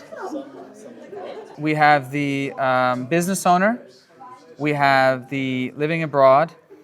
And then we also have the work online. And then we have an owner. So this is where digital nomad is in my mind. It's the trifecta of all three of these things. You live abroad, okay, we can say that. But then these other two are mutually exclusive. You can work online and be a remote employee and still be a digital nomad. But in my opinion, you're a business owner, you live abroad, and of course you have an online-based business. This is the Venn diagram of a digital nomad. I mean, there's no right definition, but that's how I consider it. But now more and more digital nomads, they live abroad and they work online. And over here we have remote employee, okay? Or you could live abroad and you could be a business owner, and then you could just be like a dude that owns a gym or owns a bar, and it's not online. Yeah. Are you a digital nomad? No, I don't think so, because you're not doing digital shit. But if you have a remote job and you live abroad, are you a digital nomad? Yeah, I guess. Okay, sure. But obviously everyone wants to be their own boss, and you got to work up to that. But where do you think I am? Well, I do digital shit. Look, I don't shit digitally, but yeah. Is your when you take a shit, is there like, do you say like matrix? Do you see like matrix code in it a little bit? No. No chunks of corn in there. So analyze is digital or analog? Is your shit digital? Is your shit getting a little bit digital? Once you become a digital nomad, you're gonna notice in your shit little bits and clues, like little bits of code. Yeah. And you have a point there. Your shit's gonna get a little bit more from like clumpy. it's gonna start to get a little bit more like square and pixelated. How do you know all of this? Well, you'll know when you know. It's an untold secret. Untold This has to go on Patreon. And so that's the question. The question mark is how many months of the year? So a percentage. How many months of the year living outside of your home country or home place do you have to be qualified as a digital nomad? Yeah. There's no definition. You can be a digital nomad if you're just traveling around India. And so it's percentage of moving, traveling, and so like you can be a digital nomad doing van life around America. So it's pretty much like as long as you're not at home living with your parents and you're in a different place and you travel at least frequently, whatever your definition of that is. But the most important thing is you're location independent. If you have the freedom to be anywhere, that's digital nomad. Do you have the freedom to live anywhere right now? Yeah, in India, anywhere I can live. In India, okay. Yeah. Outside, I can come to Thailand like twice a week. I mean, twice a year. Yep. Twice a year, live for like 2 weeks or 3 weeks. Because of income or because of visa? Let's say you wanted to move to Thailand. It's not moving. For moving, I still need to go out. I mean, Okay, you still need to get your income up a little bit. Yeah. You can do that this year. Cool. Location rich. I just invented Coined that that on term, the. yeah. I just coined that right now. Location rich, because you want to be. There's 3 things that you want to be rich in. You want to be rich in location. You want to be rich in time, and you want to be rich in money. And if you can get all 3 of these together, that's where it's at. Location freedom. So LFTFMF. Location freedom. You can be anywhere in the world. It doesn't matter. You can still get your business done. Business still runs. Time freedom. That means also schedule freedom. I could take a week off, 2 weeks off, even a month off, even 2 months off, hopefully. So that's the time freedom test. If you can't, then you don't have time freedom. Me right now, I can take 2 weeks off. I just tell my team, hey, going on vacation. I could do a month probably. But 2, maybe not. Not there yet. Not every business is on there yet. And then money freedom. Money freedom is, hey, my mom wants to come fly to the Nomad Summit last minute business class. It's going to cost $6,000. Also, can my 3 friends come? It's going to be $18,000, and I don't even have to think about it. Which means you have no limits of money, complete money freedom. You don't have to look at the price, and anything you want to do, you're completely free monetarily. Yeah. That's a good explanation. Yeah, makes sense. You have to. It's all about the knowledge. Yeah. It's all about the knowledge. Yeah, I got digital shit. You got digital brain. Just wait till your shit's digital. Your mind's gonna be blown. Your shit's gonna start looking a little bit more cubed, a little bit more sleek on the edges, a little bit more like this. You're gonna start to see QR codes in your shit, but you gotta look real close. Before it was all clumpy and messy. Now it's sharp on the edges. Now it's more like QR code. Sharp on the edges. Sharp. My shit looks more like this. but your asshole does take a toll. But I got sauna and ice bath helps it. Yeah, just make sure you use regular lubrication and sauna and ice bath. Go to your doctor and make sure there's no rips, tears. Make sure there's no rips or tears once more. Yeah. Digital nomad with digital shit like this, looking like this, the QR codes all over. You're just gonna be pooping out cubes, kind of like this, kind of like this.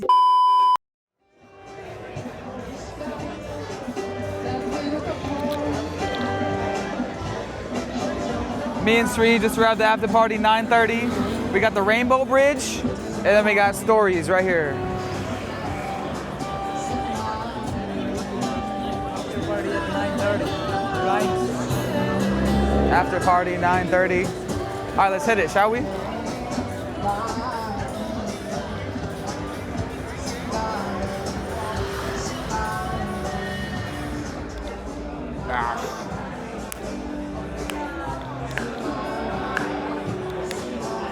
Hola amigos, ¿cómo están ustedes? ¿Cómo están ustedes? No hablo inglés. ¿En serio? sí, sí, sí, en serio. ¿Hablas español? Sí, sí, hablo. Un poquito. ¿De dónde estás? Fucking with you guys. Really, you guys just speak Spanish? Yeah. Where are you guys from? I'm from Italy. He's from Portugal. Really? Yeah, but we live in Spain. Okay, that's funny. I just felt being like silly and walking up to you guys and being like, no hablo español, no hablo inglés. You look like my roommate, one of my best friends. She's from Canada. She speaks just like you. What's your name, by the way? Diogo. Diogo? Exactly. Diego with O. Wow. Never heard that one. That's a new one. Diogo. Portuguese Cool. name. Nice. Linda. Linda. Cool. Heard that one before. And you? Riley. Riley. Like Linda in español means like nice, right? Like beautiful. Yes. Yeah. Que linda. Que linda. Yeah. This is my video editor Sree, Diogo and Linda. And what are you guys doing? Like just being greeting people here, or? Yeah, we are volunteering because. Are you a digital nomad, by the way? Yeah. Are you a content creator? Yeah. Nice. That's who I need to talk to. Yeah. Because 2 months ago I left my corporate job. So I want to. Well, we just started a blog together. It's not Awesome. a blog. It's a page on Instagram Okay. Yeah. for travels. Yep. And I need to connect with more content creators. So. Okay, cool. Well, we're filming always. I'm kind of like doing the Gary Vee thing where he just films me talking to people and then if there's any good moments, he'll share it as clips, you know? And so, since I'm gonna ask you anyways, might as well have you on the mic. Tell me about it, what's your blog about, and what are you doing? All right. What do you do? So we have a profile on Instagram that is called Tugatana Travel. Tugatana. Tugatana. Tugat means Portugal. Tana means Italian. So that's why Tugatana. Que linda. Yes. And thank you. Thank you so much. Okay. Cheers, cheers, cheers, cheers, guys. Beautiful, beautiful. Yeah, sorry. Okay. So yeah, basically we're showing our travels, the truth about traveling and how it is to just give the big step towards the unknown and towards your dream without nothing as a backup. Nice, jumping in with both feet. Yep. Get this angle because that's really dope with the bridge in the background. Okay, so you've officially done that. You've left your job and you've jumped in with both feet. Yep. And now you're documenting the journey? Yep. I'm actually working with a friend for an agency as an influencer marketer, but the project is coming to an end, so I need more collaboration. Okay. He's a personal trainer. Online coach. That's good. Yeah. Okay. Personal trainer, online coach. What's your niche? I'm a digital nomad. This moment is like I changed my life 2 months ago because I lived in Barcelona 7 years. So I have my clients in Europe. I do online coach and personality workouts for different people. Depending, of course, the goal. Lose fat, more muscle mass, or more resistance. So it's this. So your dream client is other nomads. They want to be more fit. This moment, yes, it's like digital nomads. You can train everywhere without material. Without materials. Yeah, without equipment. Yeah. Without equipment, of course. You just need the cojones. That's it. The cojones Yes. to do it. Just do it. That's good because I actually, in 2018, I had my own travel workout course, which I call hotel room workout. You can just do it in your hotel room. I call it the 300 workout. You just do 50 air squats, 50 push-ups, and 50 sit-ups. And then you do that twice, and then it's 300 reps total. And that's like the base of, if you have nothing or no gym, just do that. And then like the hotel room before I came here, just 50 push-ups, and then, ready to go. That's the basic. Yeah. Of course. So I love it. In this moment, I have a challenge on my Instagram, 7 days. So it's for the beginners, people to start the train. So it's like 7 days and just squats, bicycle squats, lunge, push-ups. So of course it's like for the beginners people, win motivation for train more and more. Okay, 7-day challenge. And where can they find that? What's your Instagram? Diogo Almeida underscore PT. Okay, cool. Awesome. And your blog is again? Tuga Tana underscore travel. Let's do it. Follow them both.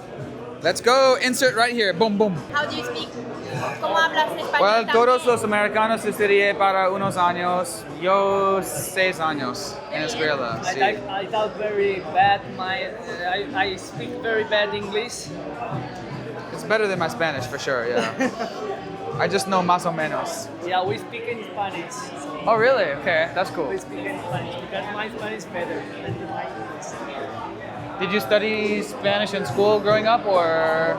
Yeah, but I actually managed to learn it when I lived in Spain. Same Okay. with English. That You know was- where I live? Where are you from, by the I'm way? from Seattle. Okay, yeah, sorry, I asked you already. You know where I live? Where? In Iowa. Iowa? That's random, yeah. Cool. Everybody's like, why Iowa? Why Iowa? Why, yeah. Is it so Italiano? Why you go to Iowa? There's no pizza in Iowa. Where you get the mozzarella and the pasta and the pizza and the zucchini? Anyways, did you go to university there, or No, high school. High school? Okay. So There you're was so much so drama. you're OG American. Yes. Yeah, cool. It was bad. No, it was beautiful. Yeah. Everyone has their own high school, ups and downs. Yeah. Yeah, they were like the cheerleaders, the football players, the bully, The jocks, Yes. yeah, the nerds. Yeah. Yeah, I was like the middle of like the jocks and the nerds. So I was a science major in university, so I can like hang out with the nerds, but then also be like, starting football team, let's go! We're gonna tear their fucking heads off! That's because American football culture, it's like, It's crazy. because like football in America and everywhere else is soccer. So do you play soccer? I played soccer. You played 20 soccer? years.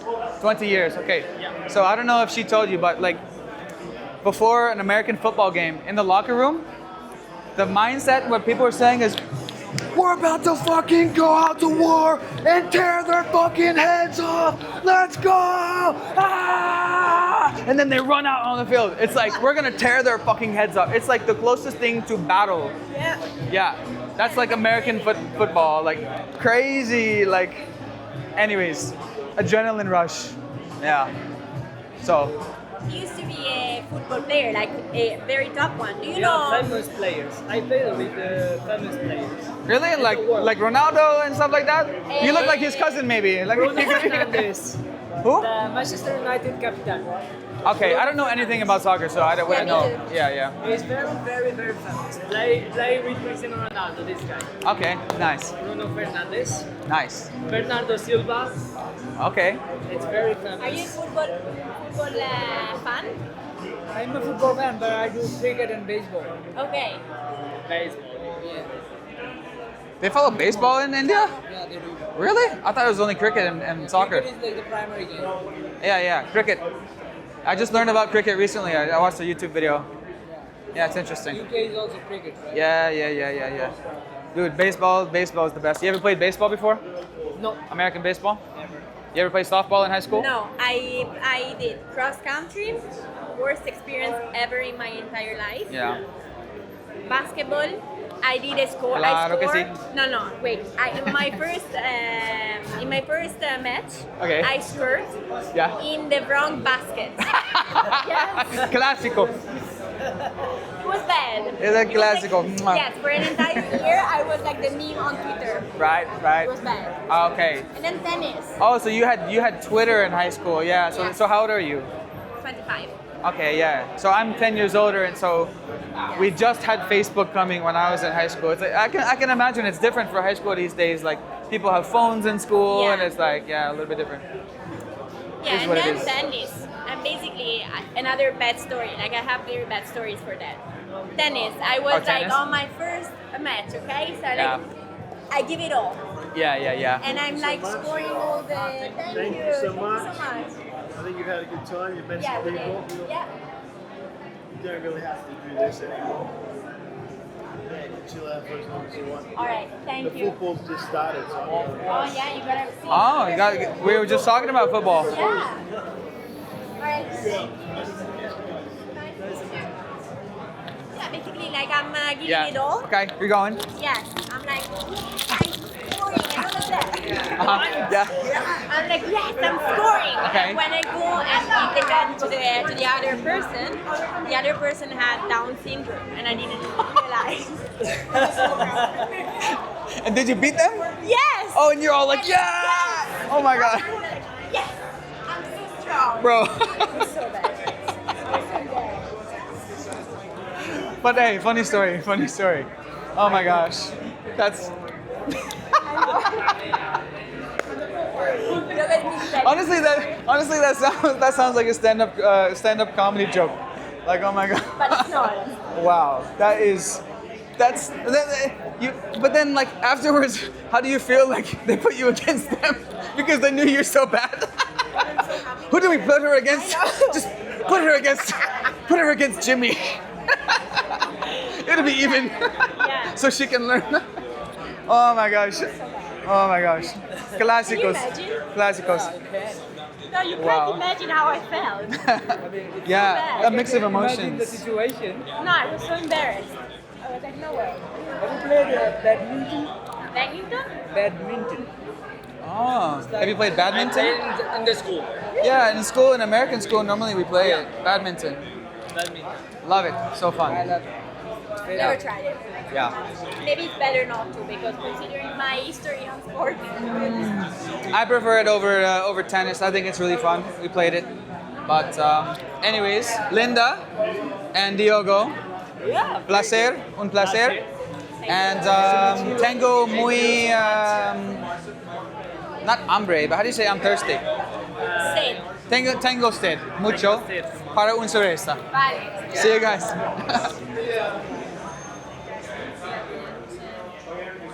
Let's go, baby. Pool party time. Let's go.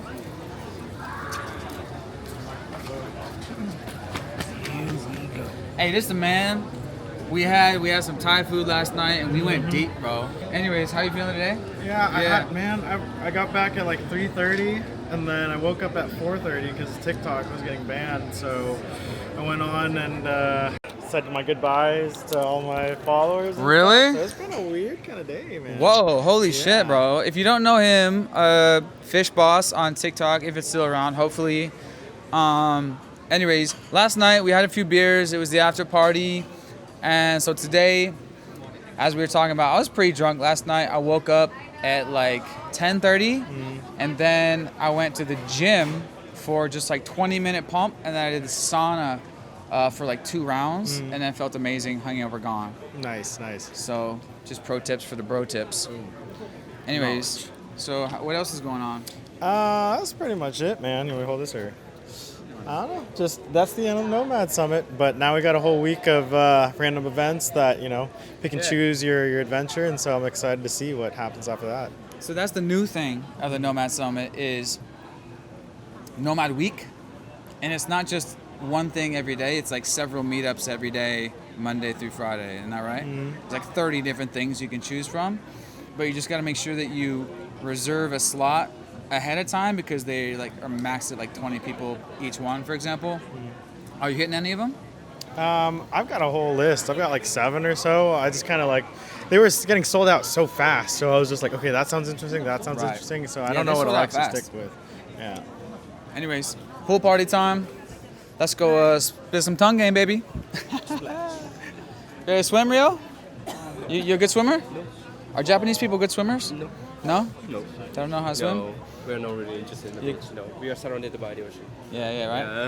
Yeah. okay, beaches. Okay. Beach is alright. Yeah. Oh, we gotta get our drinks here. Get the drinks from here. What's up? Dude, it's Zip Fizz. You wanna try some? You made it yourself. You can do like this. It's vitamin. It's a sports drink, energy vitamin water. Powder things? You just put the powder into the Yeah. water? It's like a vitamin sports drink. Okay, like a electrolytes. Gatorade. Yeah, like you can try it. Oh. Yeah, it's called Zip fizz. Zippy. Zip fizz. Zip fizz. Zip fizz. Zip fizz.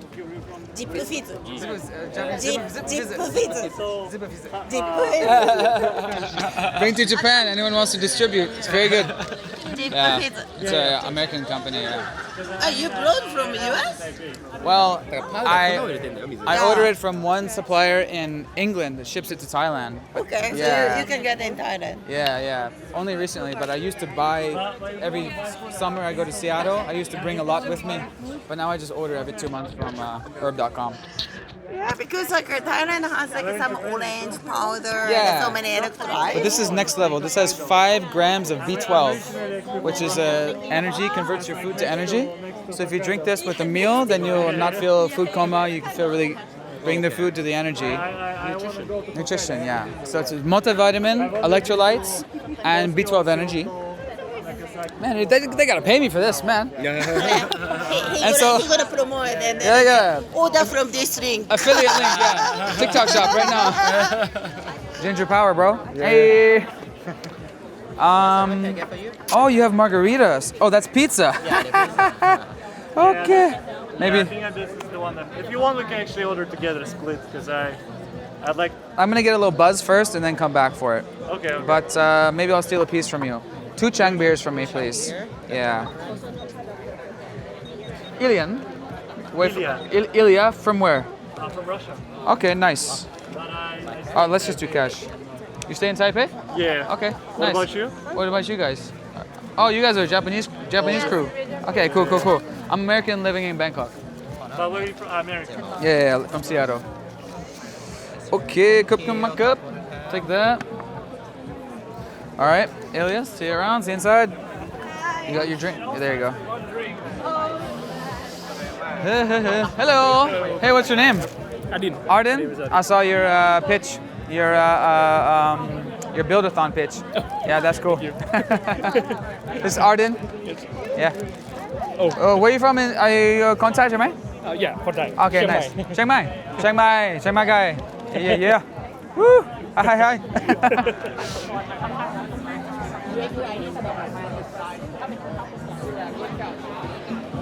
Get the drinks here. Gotta get the tickets over. No drinks for you, buddy. No. Come on, only satay. That's healthy. We're just doing like, where are you from? I don't know. What do you do? What brought you here and stuff? And so. With a nice background. Yeah, nice background. So yeah, what's your name and what do you do? Has it started? Yeah. Why not? Oh, okay. If you're shy, that's fine. But whatever. So my name is Joy, and I'm a private investor, and I teach investing. And I have a company in Singapore teaching investing. Oh, Like really? basically helping people to retire early, because I retired 12 years ago from corporate. I used to work at the FBI in DC. And before that, I worked at IBM, Accenture, KPMG Consulting. So I have a consulting background. I studied bioengineering, and before, like... Okay. I studied biochem. Oh, yeah. But I never thought I would be like a financial wealth advisor. Most of my clients are in Singapore. I have, I guess, over 400 clients worldwide. But I started teaching because I've been living off of my investments for 12 years. So you made smart investments as a corporate person, and then you were able to retire early. Yeah, Fire. 10 years of consulting salary, compound that by 30% growth a year, and then, like, here I am today, I guess. Well, congratulations. That's so awesome. Congratulations on that. I hope to be there. And so, what are the quick tips for someone like me who's like 35 and either have their own business or like, what are the quick tips? I definitely think people should invest, like especially if you're in your 20s, like at least get in the S&P 500. Like I'm a U.S. citizen, so like I'm taxed worldwide, which sucks because I've been living in Singapore for 11 years, where there's no capital gains tax on stocks and crypto. Right. So like if I make 100K, I pay like Uncle Sam 40K, but if you had any other passport than a US passport, you would actually keep the whole 100K. But yeah, so I guess my point is get out of your US passport. Step one, like optimize your tax as a digital nomad. Like Singapore corporate tax is really low. I think the highest is 17%, and then like income tax brackets are really low. So like Singapore, Hong Kong, Dubai. Yeah, and then I think just start investing young because compound interest is huge. Yeah, and then like for me, I'm just interested in like quantum computing companies, AI companies. Like I stay up at night trading altcoins. Solana went to all-time high last night at like 270. So I'm in crypto and I'm in stocks. But it's like kind of doing what you love as like a hobby. Yeah, so like my hobby has now become my profession. So I think doing stuff that you love and definitely starting investing when you're early. Yeah. Yeah, you're interested in science and technology, as am I. Like, What did you study? I just picked genetics and cell biology. Oh, I was doing like DNA atlases and like testing on lab rats at Human Genome Sciences near DC. And then I only switched to consulting because I was getting paid $25K a year pre-tax. Oh yeah, they pay us like lab rats, literally. Yeah, they pay us to be literally like slaves in the lab. Yeah, centrifuge this, pipette this. Yeah, exactly. Mix this ingredient so we can make this pharmaceutical thing that you own nothing of. Thank you. Yeah, I mean, I studied bioengineering because I liked animals, and then they were like, we're going to be testing on chimpanzees in the animal testing facility, so you have to move over. I was like, I am not here to like test on animals. Okay, good for you. Yeah, so then I switched to IT and like more, I guess, like sterile or machine things.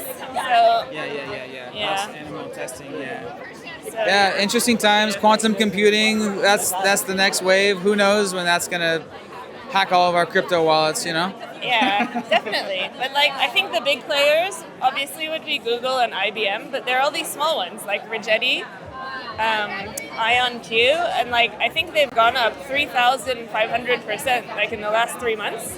So 35x. So if you didn't get into stuff like Nvidia, like they had a 50% drop last week.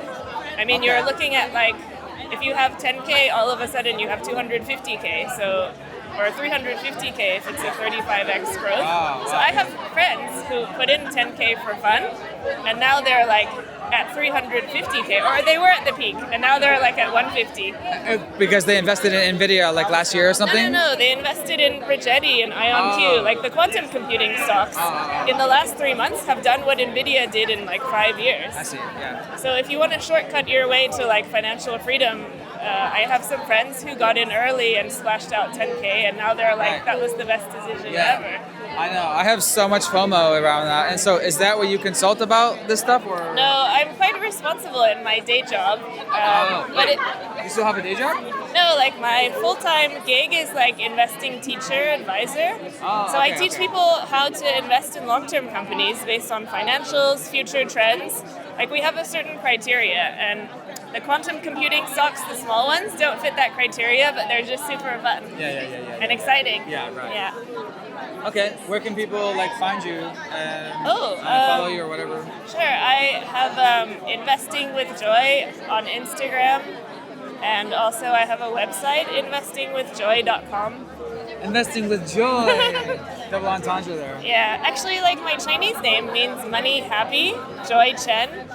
So it's but I think like, compared to most people, like I have a pretty good outlook on money. It's just like an energy that comes and goes, and anyone can have it. But I work with a lot of clients with like money blocks. Like they don't think they're worthy of money, or like they don't think that they would ever get really rich.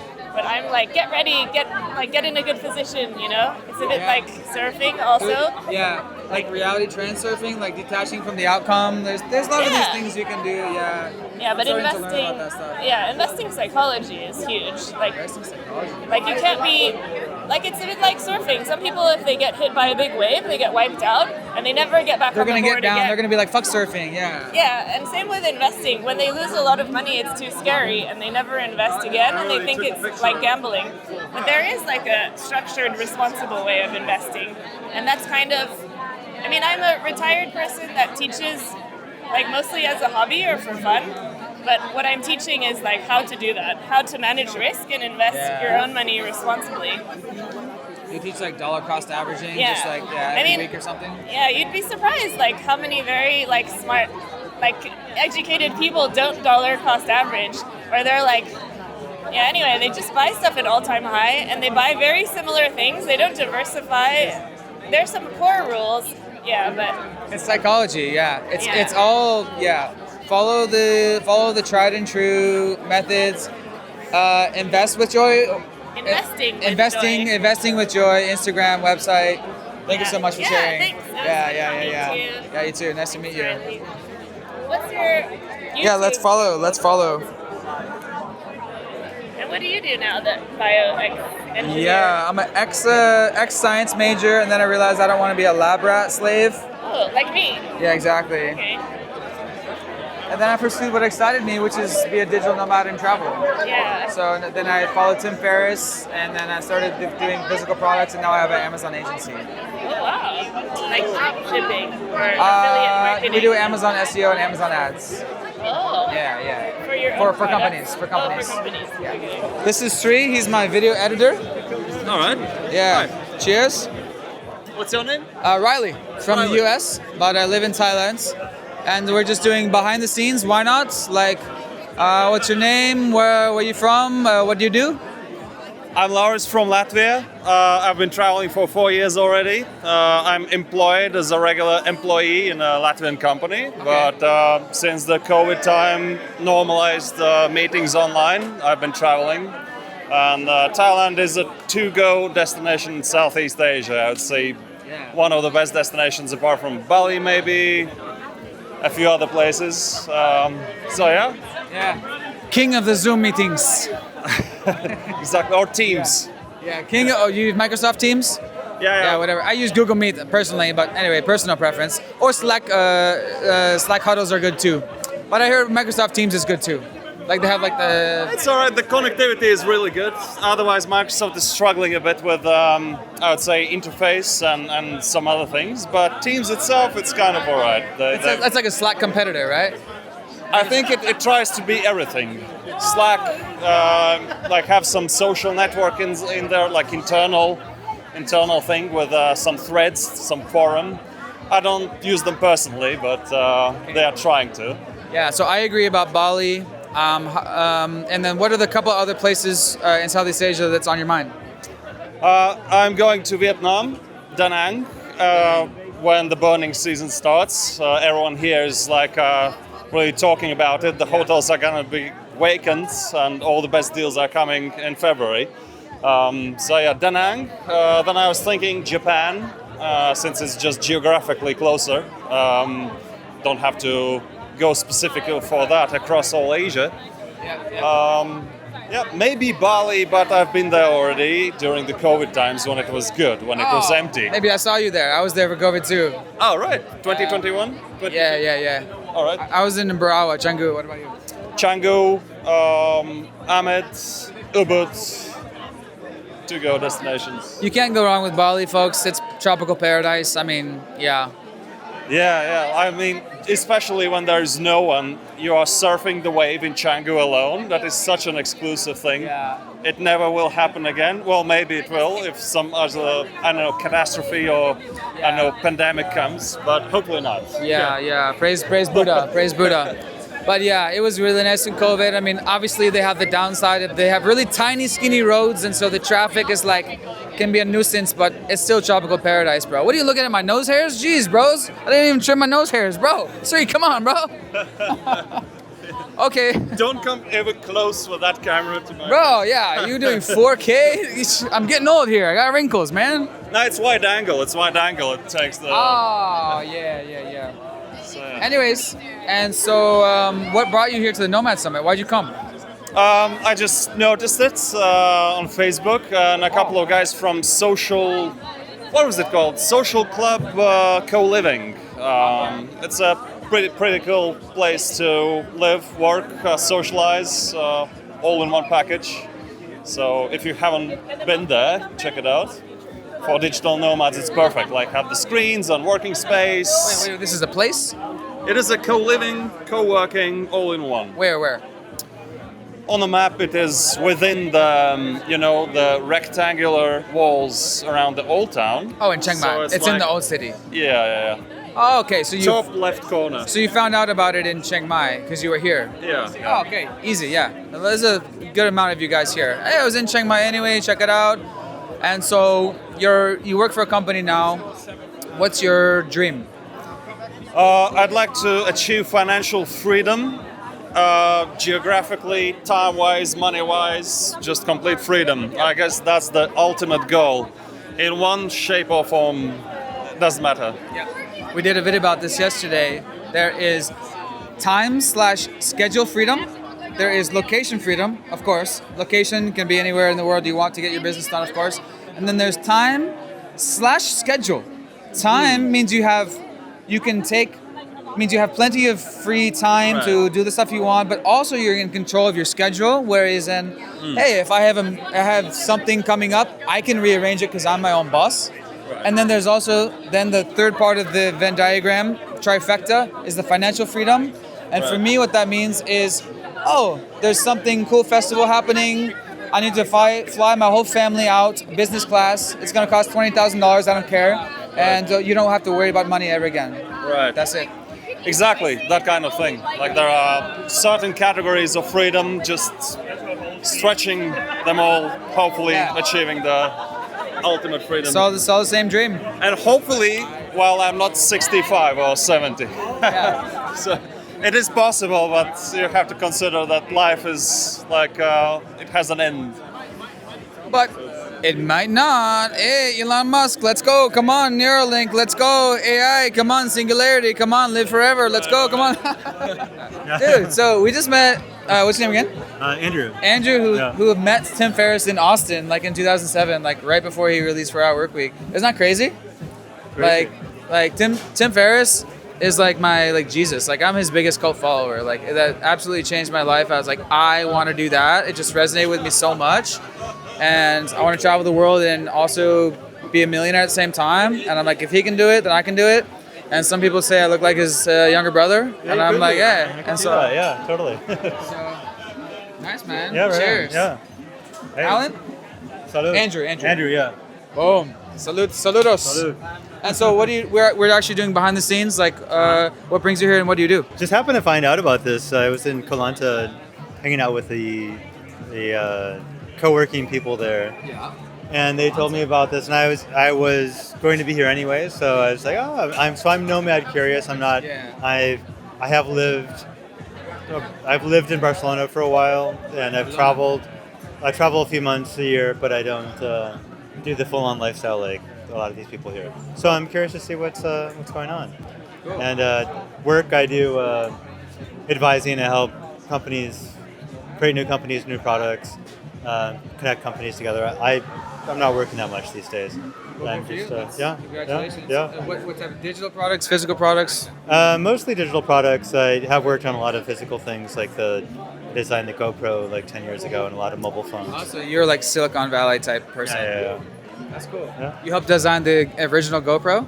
The Hero 5. The Hero 5? Yeah. So is your background or whatever specialty in like physical and digital product like design or?